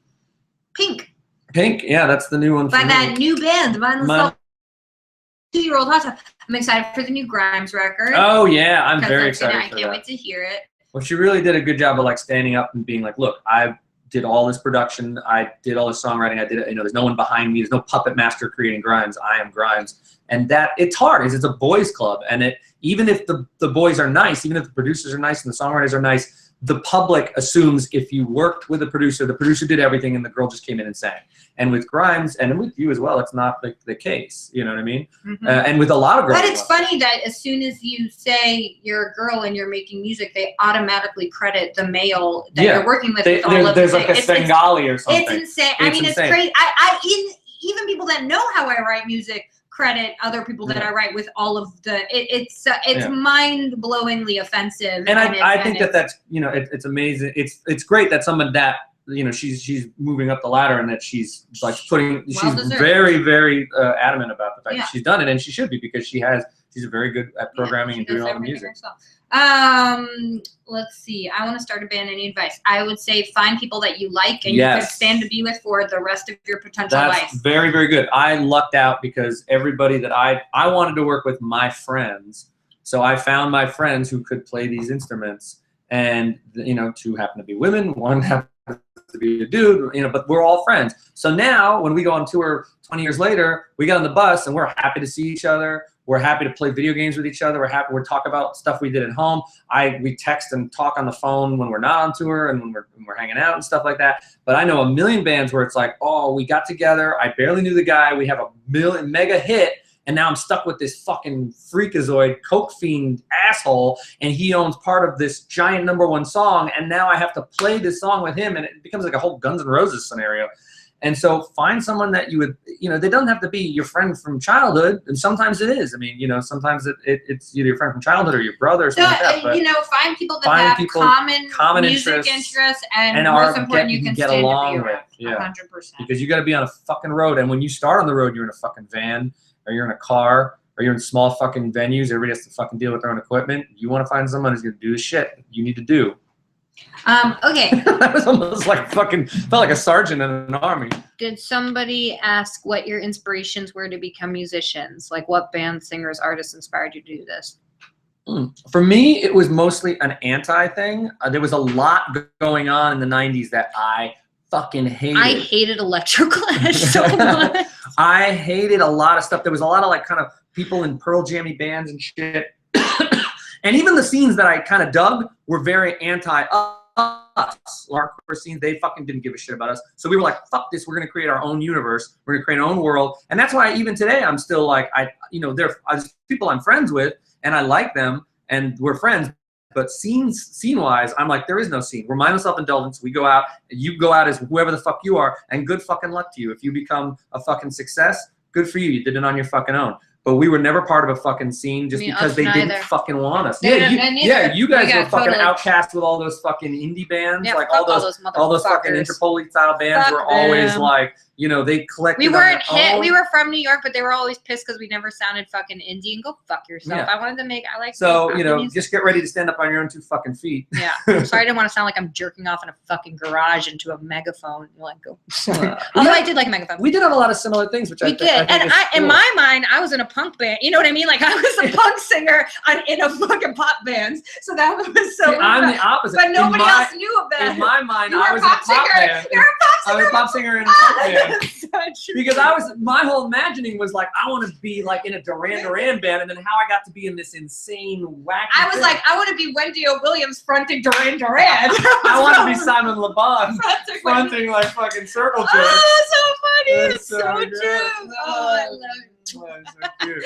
I love that. Yeah, so that's why I was like, I was never impressed when people would like, there were bands that would go out. So funny because that's the same thing. I was never impressed with guys who were just like, because I'm like, there's no melody. They'd be I'm like, oh. You can have the aggression, but you can also have melody on the aggression. Yeah. And so we'd open for these bands, or these bands would be like, we would be like barely, have any fans, and we'd play, and then this slightly bigger band would just be like, and I'm like, what the fuck is that garbage? Yeah. Like anybody can do that. It's boring. I just like we both like love showmanship. Yes. Like, and That's the number one thing I think that we both have as inspiration. We would much rather be a Sammy Davis Jr. and be a song and dance man, like and James Brown, Tina Turner, and vibe, saying stuff in between like shows. Clever. We're here to entertain you Yeah. from minute one to minute end. yeah, And a lot of people are just musicians. which is fun. Which is Good for fine. you. And that's what a lot of people, and a lot of people just want to see musicians. A lot of people don't give a shit if someone's going to be good. for you. Somebody Good can for be boring and get up there and just be like, hey, what's going on, man? This is a song I wrote last night. And then be like, hey, how you doing, Ohio? You got good weed here. Okay. And people love that shit and they eat it up. And more power to you. You probably have a bigger fucking house than I will ever fucking have. Probably. But I or you sleep. could be Jared Leto. Yeah, I sleep good at night, Gross. motherfucker. I sleep good at night. Let's All right. see. Wow, I'm done with that rant. Matt might have to buy a third copy. God damn it. Yeah, you definitely have to buy a third and a fourth copy of Pink. Give one to your friend. At least buy one. At least buy one. No, buy two. Give one to your mom or give one to your daughter. Okay, might have to bury that to make a shirt like Jimmy's. Oh, that Yeah, that's a good one. thank you for the thing about Oh, the there is hair. a shirt. Oh, that's another thing. If you go on our site, there's a bundle with a shirt, a Pink, exclusive only for Pink. It's a cool ass thing that a kitty made that's like a VHS tape exploding. And then that's only available with the bundle, and where you get the CD, you get that shirt. And then there's also another option, which is a mystery shirt. It's called the mystery bundle. So you get like a mystery shirt, you get the cool pink shirt, which is not this. This is just the CD taped to me. And then you get the CD. So that's a cool option. Are you still friends with the friends that have your wisdom teeth, Chantal, and do you still have them? Here's the thing. They're a living present in the sense that if we aren't friends, you shouldn't have my tooth. So I have actually gotten And I'm one of the people who has it too. He has one. I have one for any potential future children or whatever. I believe Pedro has one. Yeah. And I need to there's get one other water. one. But I have gotten the one I gave to James, I did get back from somebody because we kind of like just not even stopping friends, but we just stopped being super close. And I was like, I kind of want to give it to my husband. So on a scale of 1 to 10, how good is Alleluia? It's Alleluia good. I saw that picture that you posted of the CD with your name. That's amazing. I'm so happy to have any part in that. What? No, I'm good. Thank you. Will we be able to watch a movie in San Antonio? I don't know. Check the tour dates and see if it's coming to San Antonio. For the Love of God has been on replay from the article link since it was published. I can't wait to hear the whole thing. Do you like any EDM artists? I don't really know, but James might. Gonna head off now. Okay. If you could erase one universally revered band or solo artist from history, who would it be? Jared Leto. Jared Leto! Oh, also agrees. Jared Leto. I'm really, really happy that I got to tell you about my name. Thank you. Blah, blah, blah. Let's see. I'm probably going to end up in an electronic polka band with my keyboard and trombone. That sounds amazing. Hey, polka's the bomb, man. Polka's the shit. What's it? Weird Al. Polka your eyes out. Weird Al. Are all the stories and adventures to MSI true? Yes, they are 100% true. The funny thing about Adventures in MSI is the parts that are untrue are like this big. It'd be like, I walked into the room from the left when actually I walked in right to the right, you know? But the fucking stories are 100% true. That was the whole idea behind that comic was that artist had reached out to us to do something, and we really loved their stuff. And then we were like, at the same time we had been telling people stories in the front of the bus, every time somebody came on the bus, a friend, a family, another coworker, something like that, we would be like, oh man, that's like the time we did this. Oh, that's like, let me tell you the story about Korn and when we did this, or the story about ICP when we toured with them. So we had all these fucking stories, and we were like, this would work perfect with her artwork. And so we, talked to her, and she was really down with it, and she loved the idea of it. And we got together. And she's an amazing artist, Jess Fink. If you don't know her stuff, go check out her stuff. She's really, really cool. William wanted advice from an unsigned artist wanting to draw a cloud. I don't know, but if you have any, tell me. Also, just so you guys know, some of these Devil Carnival shows are selling out. So definitely, if you're hesitating and you're like, I kind of want to see it, then get the ticket. What's the craziest thing you guys do in backstage? We fucked. We fucked, but during other people's shows. Yeah. A bunch of times. Yeah. The best one was during the Sounds on my tour in San Diego. Oh yeah. That was dirty. Because that was like right next to the fucking stage. That was bad. Like they were on stage, and there was just like a little alcove that was like you couldn't see in, and we were literally right there fucking while they were on stage playing. And standing up too. Is that a poster of a grandfather clock? Yeah, it is. Good eye. But it's broken, but the clock actually works. Yeah. But yes. I said universally revered, meaning significant. Wait, what was the question again? What? I don't remember. It was from Bill, but I don't remember. I'm not a big fan of Jared Leto either. Do you think he will ruin Suicide Squad? I think it's already ruined. I think it's ruined. I would much rather see Insane Clown Posse and Twisted as Suicide Club, because it basically already looks like Gathering of the Juggalos. It looks like shitty Gathering of the Juggalos. Yeah, it doesn't even look like a good Gathering of the Juggalos. I think they do an even better fucking job than Jared Leto and the rest of that fucking cast. It's terrible. Terrible. Opinions on dubstep. No, that's hip hop. That's I know. I know. Wait, do your. I taught her to do. All right. So, how would you scratch a record that was a bass drum? And how would you do it if it was a vocal? Hello. Oh, should we sing that track off your record? It's not really. It's not on a record. It's what we sing. This is what we do in bed together. We go like this. What a better we. What a better we. What a better we. What a better we. What a better kids are we. Yes, and then we do it over and over and over. Tell us an epic movie. Horrible memory. Let's see. What venue? We need a bigger boat. We need. Oh, good one. Space. Final Frontier. There's some questions from Twitter. Choose life. Choose up. Is that your Scottish? Teenage suicide. Don't do it. I'm a trans non-binary, and your guys' music really helps me not give a fuck. Amazing. That makes a lot of it worthwhile. That's pretty much the thing for mine. This thing just makes people not give a fuck. Which is nice. And in a good way. MSI hasn't been to Grand Rapids, Michigan since the moron set off a fire extinguisher in the crowd. Is that a coincidence or related? I don't know. Usually I think we come to pretty close. I think it's really just venue related. Like I think we come closer to a bigger venue. And probably go to Detroit. Yeah, and make people go. I remember that show because what happened was Steve used to set off fire extinguishers on stage. He would if there was a fire extinguisher in the place, Steve would get it, and then he would probably shoot me with it or shoot like Kitty with it. But one time we were playing a show, some guy got the fire extinguisher and he set it off the whole fucking thing. And it was like, it looked like a sandstorm. You just saw this white cloud coming towards the stage, and we had to stop the show. Everybody had to leave the venue. They had to wait for it to like air. I mean, it was fucking, it was horrible. Do either of you ever have a plan on retiring? Let me put it this way. I'm very young. I don't want to see little Jimmy not bouncing around like an insane person on stage. So I kind of paint myself into a corner. Who else says that? Fucking Mick Jagger. Look at him. Yeah, but all he's got to do is point fingers. Maybe you just got to change up your act. This is going to be my new act. I would pay to see you do that face. I would pay to. You just do more comedy. I would pay to see you do. I would pay to see you. You look like a velociraptor. See, I'm really good at doing the impression, but not the lyrics. That's you. That is exactly.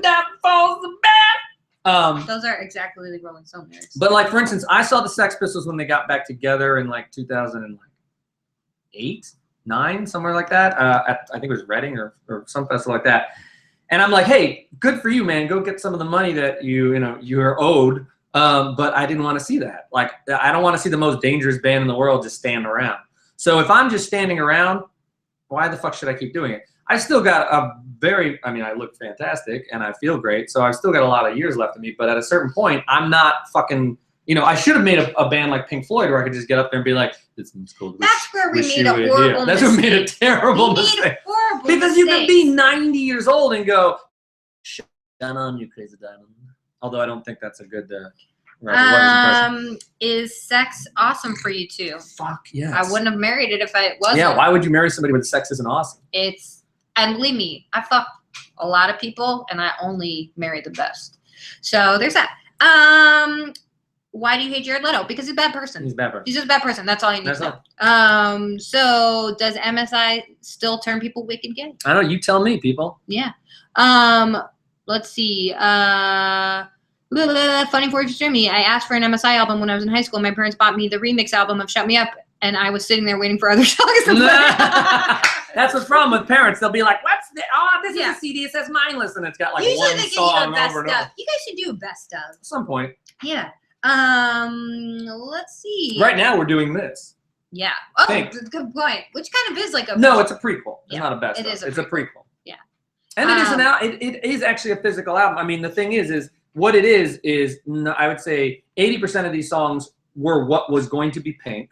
Some of these songs are what you would consider B-sides of the Pink era. So like if I was going to release a 12-inch, I would have put like Personal Jesus on it.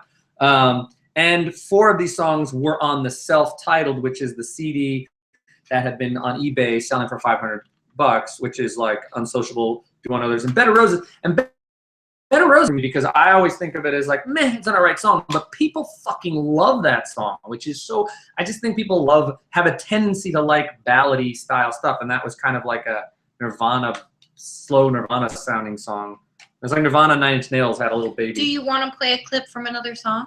Sure. Let's play. I smoked one mindless self-indulgence, and now I enjoy breastises. Let's see. I'm trying to think of My family were super offended by Frankenstein's girls because apparently they only saw the asterisks. Oh yeah, good. That works. See, that's Frankenstein, and I did an interview for Vice Noisy, and if you go look, you can either. It's about every single record. They asked me about like, okay, so what's your least favorite MSI record to what's your favorite? What do you and stories behind them. And if you look at that, you can see all the stuff about why we did the asterisks and why we just did everything to fuck with the label. Like we put them in alphabetical order. Like we made. Personal Jesus has been out for a while now. Yeah, Personal Jesus is out. You can look. You can find it. I think it's even on our fucking site. So I'm trying to think of. Oh, why don't we hear have you heard the cover of Girls on Film? I mean, I'm sure I have at some point, but here's a cover. There's other people watching. I did a cover of also the other cover on the record is Girls on Film. So here's that. I don't know how loud I'm gonna get it.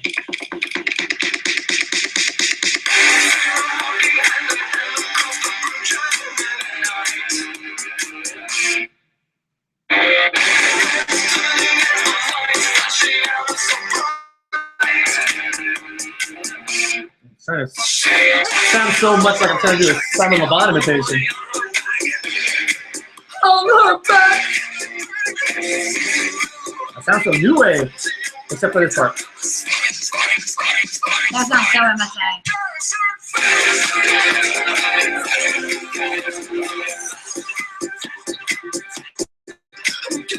Oh yeah, see, I'm missing a sound. Fuck. Put that one, please.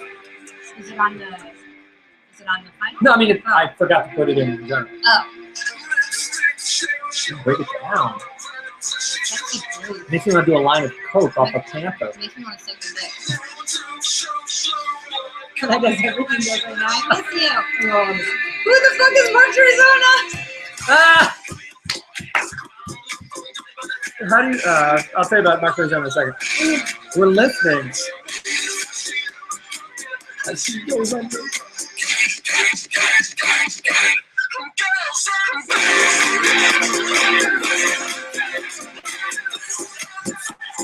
Oh yeah, I need a pamphlet bridge. But that is kind of like the original. That's Save a Prayer.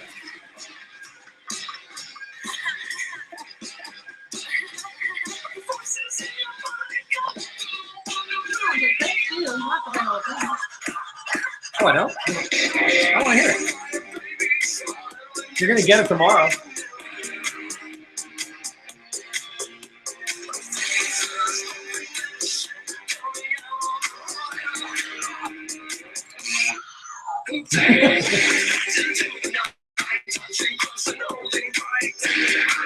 Holding tight.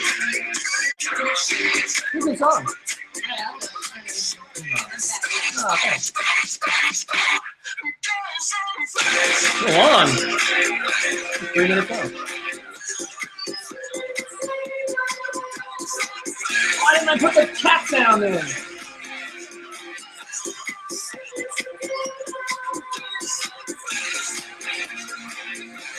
Also, I tend never to fade out MSI songs. They never fade out. Yeah, I tend. There's only a couple on here that fade out because I didn't know what to do with them, but they tend to end because we like to end live. So, like, even this one, listen. Yeah. Because that sounds fucking fantastic when you're playing it live to just fucking end something. So no, almost, I think. So there you go. So this goes on film. That was pretty fun. Yeah. I like that. It's a good cover. I love you. It's kind of straight, but kind of MSI. That's the other thing. It's probably very MSI. The difference between, I think, this record, the main difference between this record and then what ended up coming right after it, Tight and Frankenstein, is that these songs tend to be anywhere from 2:45 to 3. They hang out around the 3 area. I mean, there's some 2-minute songs in here, but like once we got to Tight and I kind of got the sound going, I was just like, that's the punk rock influence. Besides my hair, the punk rock influence is like 1-minute songs, 2-minute songs, tops. And that's what that was the thing that I took from punk rock that I liked, was just short stuff. And the fact that people don't know who Mark Trezona is great. So Mark Trezona is a guy who, we did the Kickstarter, and one of the big package things was, we will name a fucking song after you. And so Mark Trezona is You're No Fun Anymore, Mark Trezona. And then, so that was what we named the song. And I met him, and I think he's from Australia, I think is what yeah, that was very nice. Why do you have so many playing flutes in arm's reach? You always got to have, you never know. Yeah, like why don't you have so many pan flutes in arm's reach is the right question. Pan flutes are my favorite instrument, ironically and unironically. So people give them to me, and also I buy them when I see them. So I only have 3. So considering that I buy them when I see them, you can know how often. Scrolls. Let's see. Are you? Where'd you get them? Presents. Presents. New plan. A movie of your characters from Alleluia having a dance party. It would be called Translation Sensation. I would genuinely watch that. I would genuinely watch that. I saw MSI in Cleveland before the highest best experience of my life. It was my first MSI concert. Wow, you got into the end. MSI since I was in 1st grade. That's man. You got in the last second there. Let's see. Also confirms. I can confirm MSI still makes you non-straight. I like all these confirmations. Yeah. My mom's friend likes you guys, so she doesn't care if I listen to you guys. She doesn't know how offensive or vulgar the band is. Does she not have ears? But it's awesome. Have you ever had a fangirl moment when meeting another band artist? Yeah. Oh boy, yeah. Look, my rock stars are comedians, and my rock stars are comic book artists. Yes. So, and especially if it's somebody that I grew up reading the material, and I think she was just at this past Comic-Con. I ended up meeting Twice you fangirled. Oh yeah, what was the other one? Stanley and Gilbert Hernandez. So from both, Love and Rockets. Yeah, from Love and Rockets, the comic book, not the band. Both those, I kind of was like I totally understand now when you guys don't know what to fucking say. Oh my God, this motherfucker couldn't say a word. It was hilarious. But it's freaky because you don't really like. I grew up reading Love and Rockets, and I grew up with all these Marvel comics, and so when you meet these fucking people, you don't even think. You think like, well, what am I gonna say? Well, maybe I'll ask him. No, I can't ask him that. Or like, maybe I should sign something. No, there's not enough time. I gotta get. And you're just going through your head, and so you end up not saying or doing anything, and you're just like, thank you. And then you fucking leave.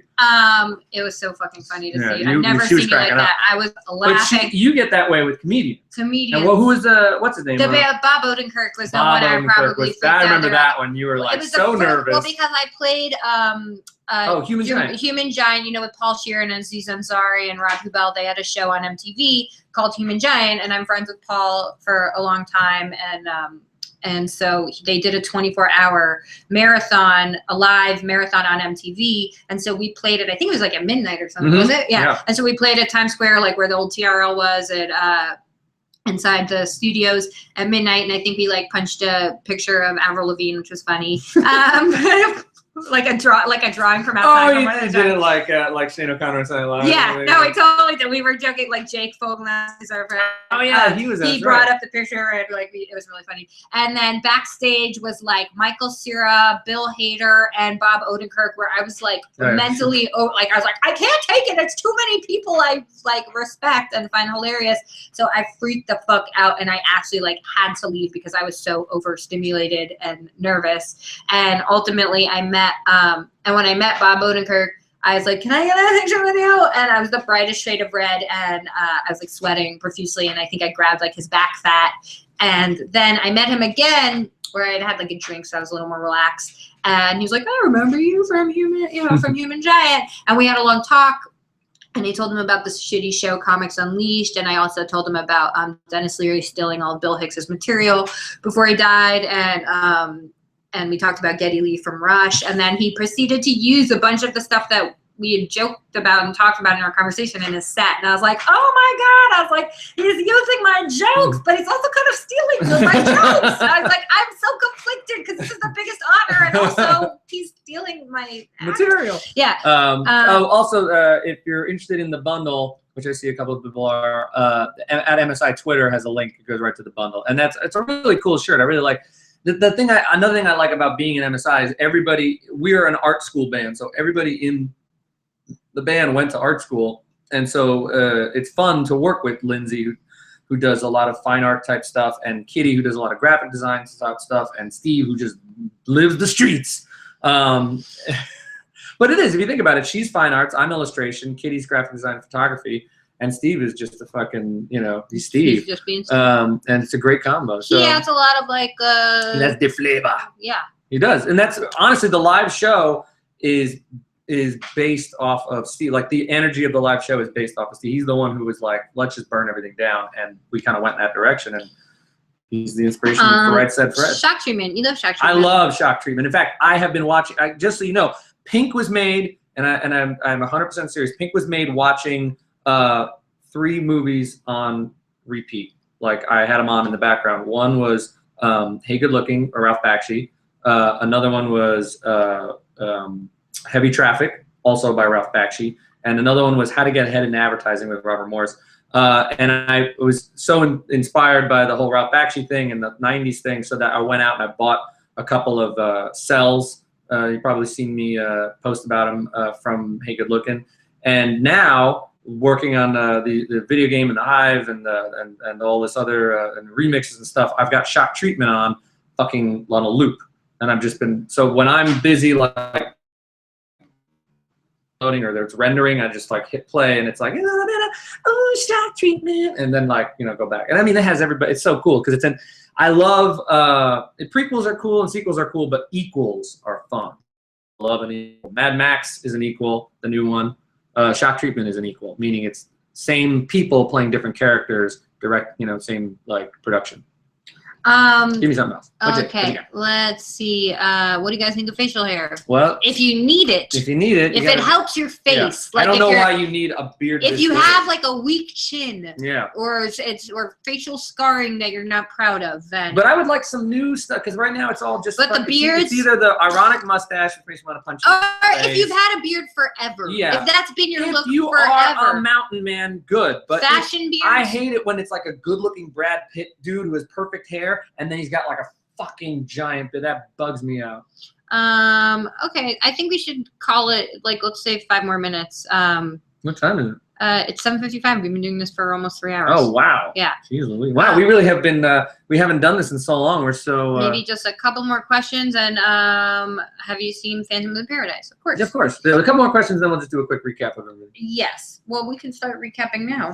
Okay, so the recap. So if you people have just joined us, Pink is coming out for Mindless Self-Indulgence. If you and tonight, so potentially tonight. Right now, let's see what time it's 8 o'clock. So probably in an hour, you can download it or on maybe iTunes. not. Maybe not. I'm not sure how it works exactly. But it's It'll tomorrow. probably Tomorrow it comes out. If you can't, if you can't wait for tomorrow. The 18th technically, but I'm sure at midnight and wherever you're from, it will be available. So digital downloads. If you pre-ordered it, you should definitely get your codes and the.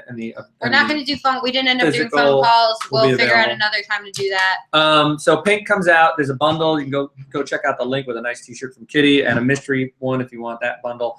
And then we also have a movie in our. We also have a song in our friend's movie, The Hive, which is presented by Nerdist. You can look for that. Look in our Twitters and That's coming out on demand. It's a really fun, cool movie. We are also the guy who directed a new MSI video that's coming out. Personal Jesus, which is going to be fucking bananas. And potentially, and then we are also in a lovely movie called ALLELUIA, The Devil's Carnival, which is out right now. No, it's called The Devil's Carnival. ALLELUIA. Oh, is it? I thought that was the owner. No. Okay. Anyway, and if you know about the Devil's Carnival, then you obviously know, and you can go buy tickets. If you don't know about the Devil's Carnival, it's a very cool. Go to devilscarnival.com, and you can see tickets for it, and it's super cool. awesome. Campy, culty, campy. If you like Rocky Horror Picture Show, if you like Shock Treatment, then you will love it. And we encourage dressing up. And there's it's cool. There's lots of cool characters. There's lots of cool actors. And so it's a real event going to see it. It's not just going to see a movie. It's like going to see a Rocky Horror situation. It's an event. So we play the translators characters in it. And if you've already seen it, well, thank you very much for your comments and your compliments. And then we are actually they travel the movie like a band, like it plays each town, blah blah blah. And so see if it's coming to a town near you, and go see it. If you want to meet us, we will be at the Sacramento show, and which is on Monday, the 21st, and on the 22nd, and that will be at the Colonial Theater. And then on the 22nd in Las Vegas, we will be at it's called the Backstage Bar and Billiards. That's the new venue in Las Vegas, but I'm sure it's on their website or something. Or on their Facebook. And so we will be there. If you see us, obviously the hair will give us away. Say hi. We maybe answer questions, even if not, we'll say hi to you, give you a hug, sign an autograph, whatever, and hope to see a lot of translators out there. There's a lot of people cosplaying as it. And so. Hey, when we are going out, will you play my favorite, the talking? We'll play it right before we split. Yeah. Yeah, I think we're ready to split. You don't want to do one more question? No. You're good? Yeah, I think we're good. All right, guys. Well, thank you very much. And also, thank you. We're going to try to do a blog for Best Bar Mitzvahs. I know a lot of you were asking advice. Not a blog. Not a blog. Sorry, no, we answered all the. We're talking about doing a podcast now. That's the thing we're focusing on. Would you guys all listen to a podcast? Yes. So and then we can have guests and stuff like that, and could be super awesome.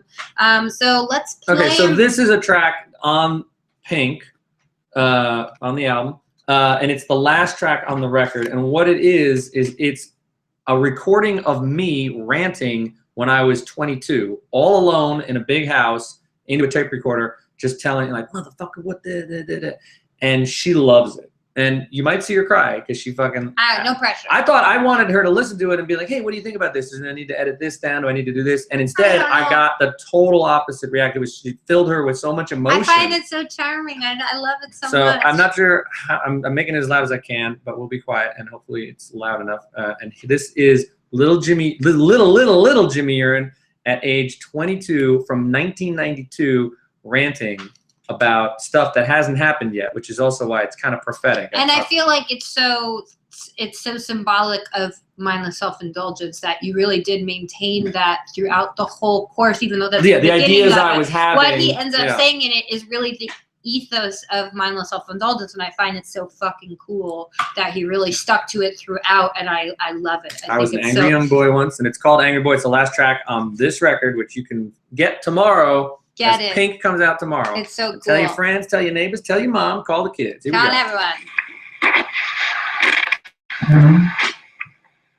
Well, it's a Saturday in July, 1992. Yeah.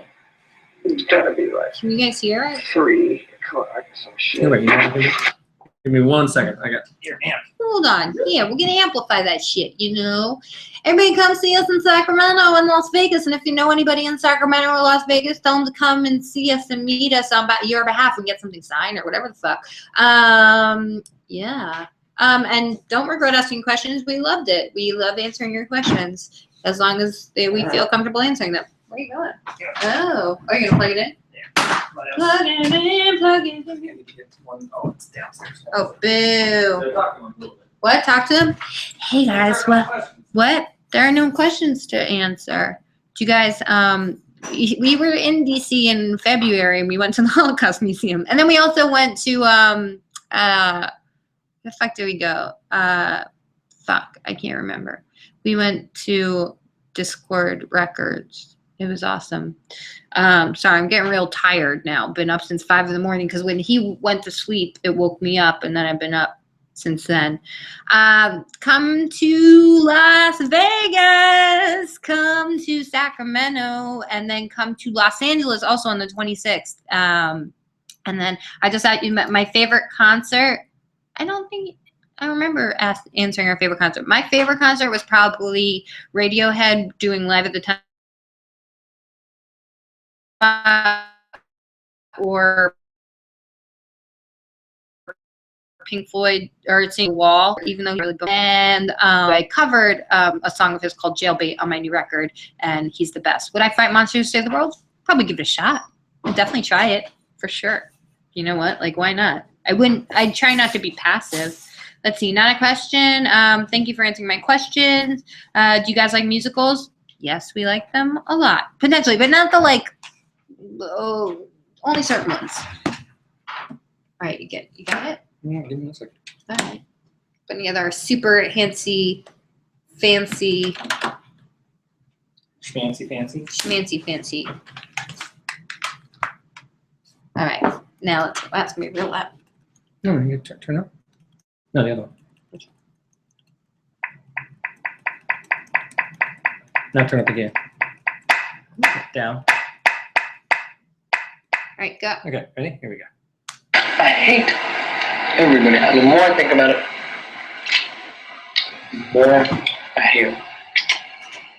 And it's just people, man. It's just fucking people. I mean, I listened to me when I said, that looks cool, man. You look like an ugly motherfucker. Like a skinny little weirdo. How can I walk around town the way I am, knowing that I know who I am, and you people looking at me like I don't know who the fuck I am? That I expect all of you to realize who I am. And that's me being unreasonable. I don't like to let people make me make the decisions by looking at them and saying, I think they're saying this. But to give me this attitude like I don't know what the fuck I'm doing, bugs the shit out of me, man. You know? I keep moving and trying to stay a step ahead of people. Even if it's a step ahead in a direction that no one's gonna go. You know? Not because they're frightened, but because no one's gonna go that way. You know, I mean, there's a lot of directions when you move forward to go. I can't stand it. I'm so fucking picky. That's the way I am with my music. My shit comes in, and I'm like, yeah, man, that's a nasty song. And now it's like, all right, it's done. In a sense of like, man, when I first did it, it sounded cool, and I know it sounds cool, and I know that if I play it for people, they go, holy shit, that's a nasty song, man. It sounds like fucking on steroids and shit. But it's not that. It's the fact that I hear these new things every time I fucking do something. You know? And then I lay them down, and there they are, and then I move on. And it's so fucking hard when you gotta be the fucking everything at once. I mean, do anything, motherfucker, and get this shit out. 92, how long have you been doing this shit? You've been doing the shit you've been doing for a year. And man, you got some nasty shit. Let me tell you, you've always had shit coming at you. That was never a problem. The problem was being able to associate it with yourself. Now you know what you are. Next thing you do is to make everybody else know who you are. Fucker. You put things together that don't go together. That's what it's all about. Creating is putting things together that don't go together. And you make something else. Because it's all about progress, motherfucker. I am progress. Get off your fucking lazy ass and make something better than I made. That's the thing. It's mostly, no, that's not me that I'm so worried about. It's not, I'm not worried about who I am more than I'm worried about who I'm not. And I mean, you know, maybe I look like a fucking idiot, but maybe it's not the next thing. I'm not saying that I'm trying to get hit on the hip thing. It's not a matter of fate, it's a matter of choice. I mean, that's one thing I got. I think I will never lose that. I may not always be Angry Boy.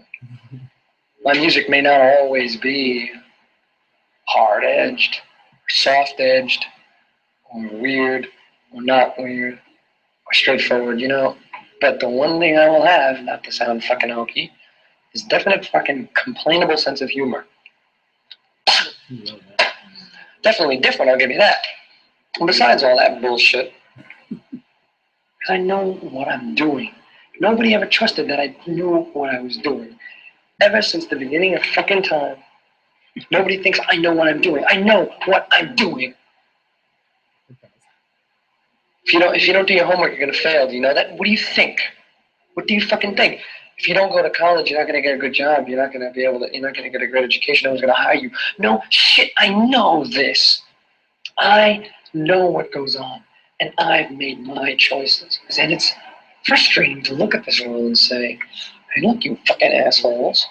I'm just being me, motherfucker, and I gotta tell you how I am. It's like, oh man, I could go on for days and days on this shit. I'm not gonna go on that. I'm still fucking pissed at this shit. Well, I don't give a shit. So that's the end of that. I love it. You Oh, I love love you so much. You're the best. Right. All right, everybody. Bye. Wait. No, Oh, yeah. Buy Pink. It comes out tomorrow, today, whatever the fuck it is, day Looks for a you, little the bit like 18th. Get it. That's on the end of it. You can listen more to James ranting and his amazing music and hear the beginnings of mindless self-indulgence. You can also go see the Devil's Carnival. Hallelujah. And see us as the translators, the lovely Chantal and the lovely James. And also, for those of you cosplaying as us, which we absolutely love, please send us your pictures of dressed up as Bents we will and totally, Bates. We will totally retweet them and everything. Yes, we will repost them. If you dress up like us, we love a them. Bents and Bates. We love a Bents and Bates. There's been some real good ones. Oh, and I love the half one. Steffi did. Oh, that was super dope. cool. Yeah. I love them all. And then go see the movie and check out thedevilscarnival.com and see if it's coming to a town near you. And if you happen to be in Sacramento on Monday, then we will be there along with the movie. And if you are in Las Vegas on Tuesday, we will also be there. And if you are in Los Angeles on the 26th, which I think is Saturday. It is. What was this theater? At the Region in Westwood. So, fuck yeah. Yeah, so we'll see you all there, and thanks. We had a great time, and it's also it's a busy month, 2 months. So you'll see us on Periscope and on Twitter talking about all the. And also see the Hive coming out on demand, where you can hear. You can hear our song on the Hive on demand. And so have a wonderful evening. Thank you for joining us. You have been wonderful, and goodbye. We'll see you in the future.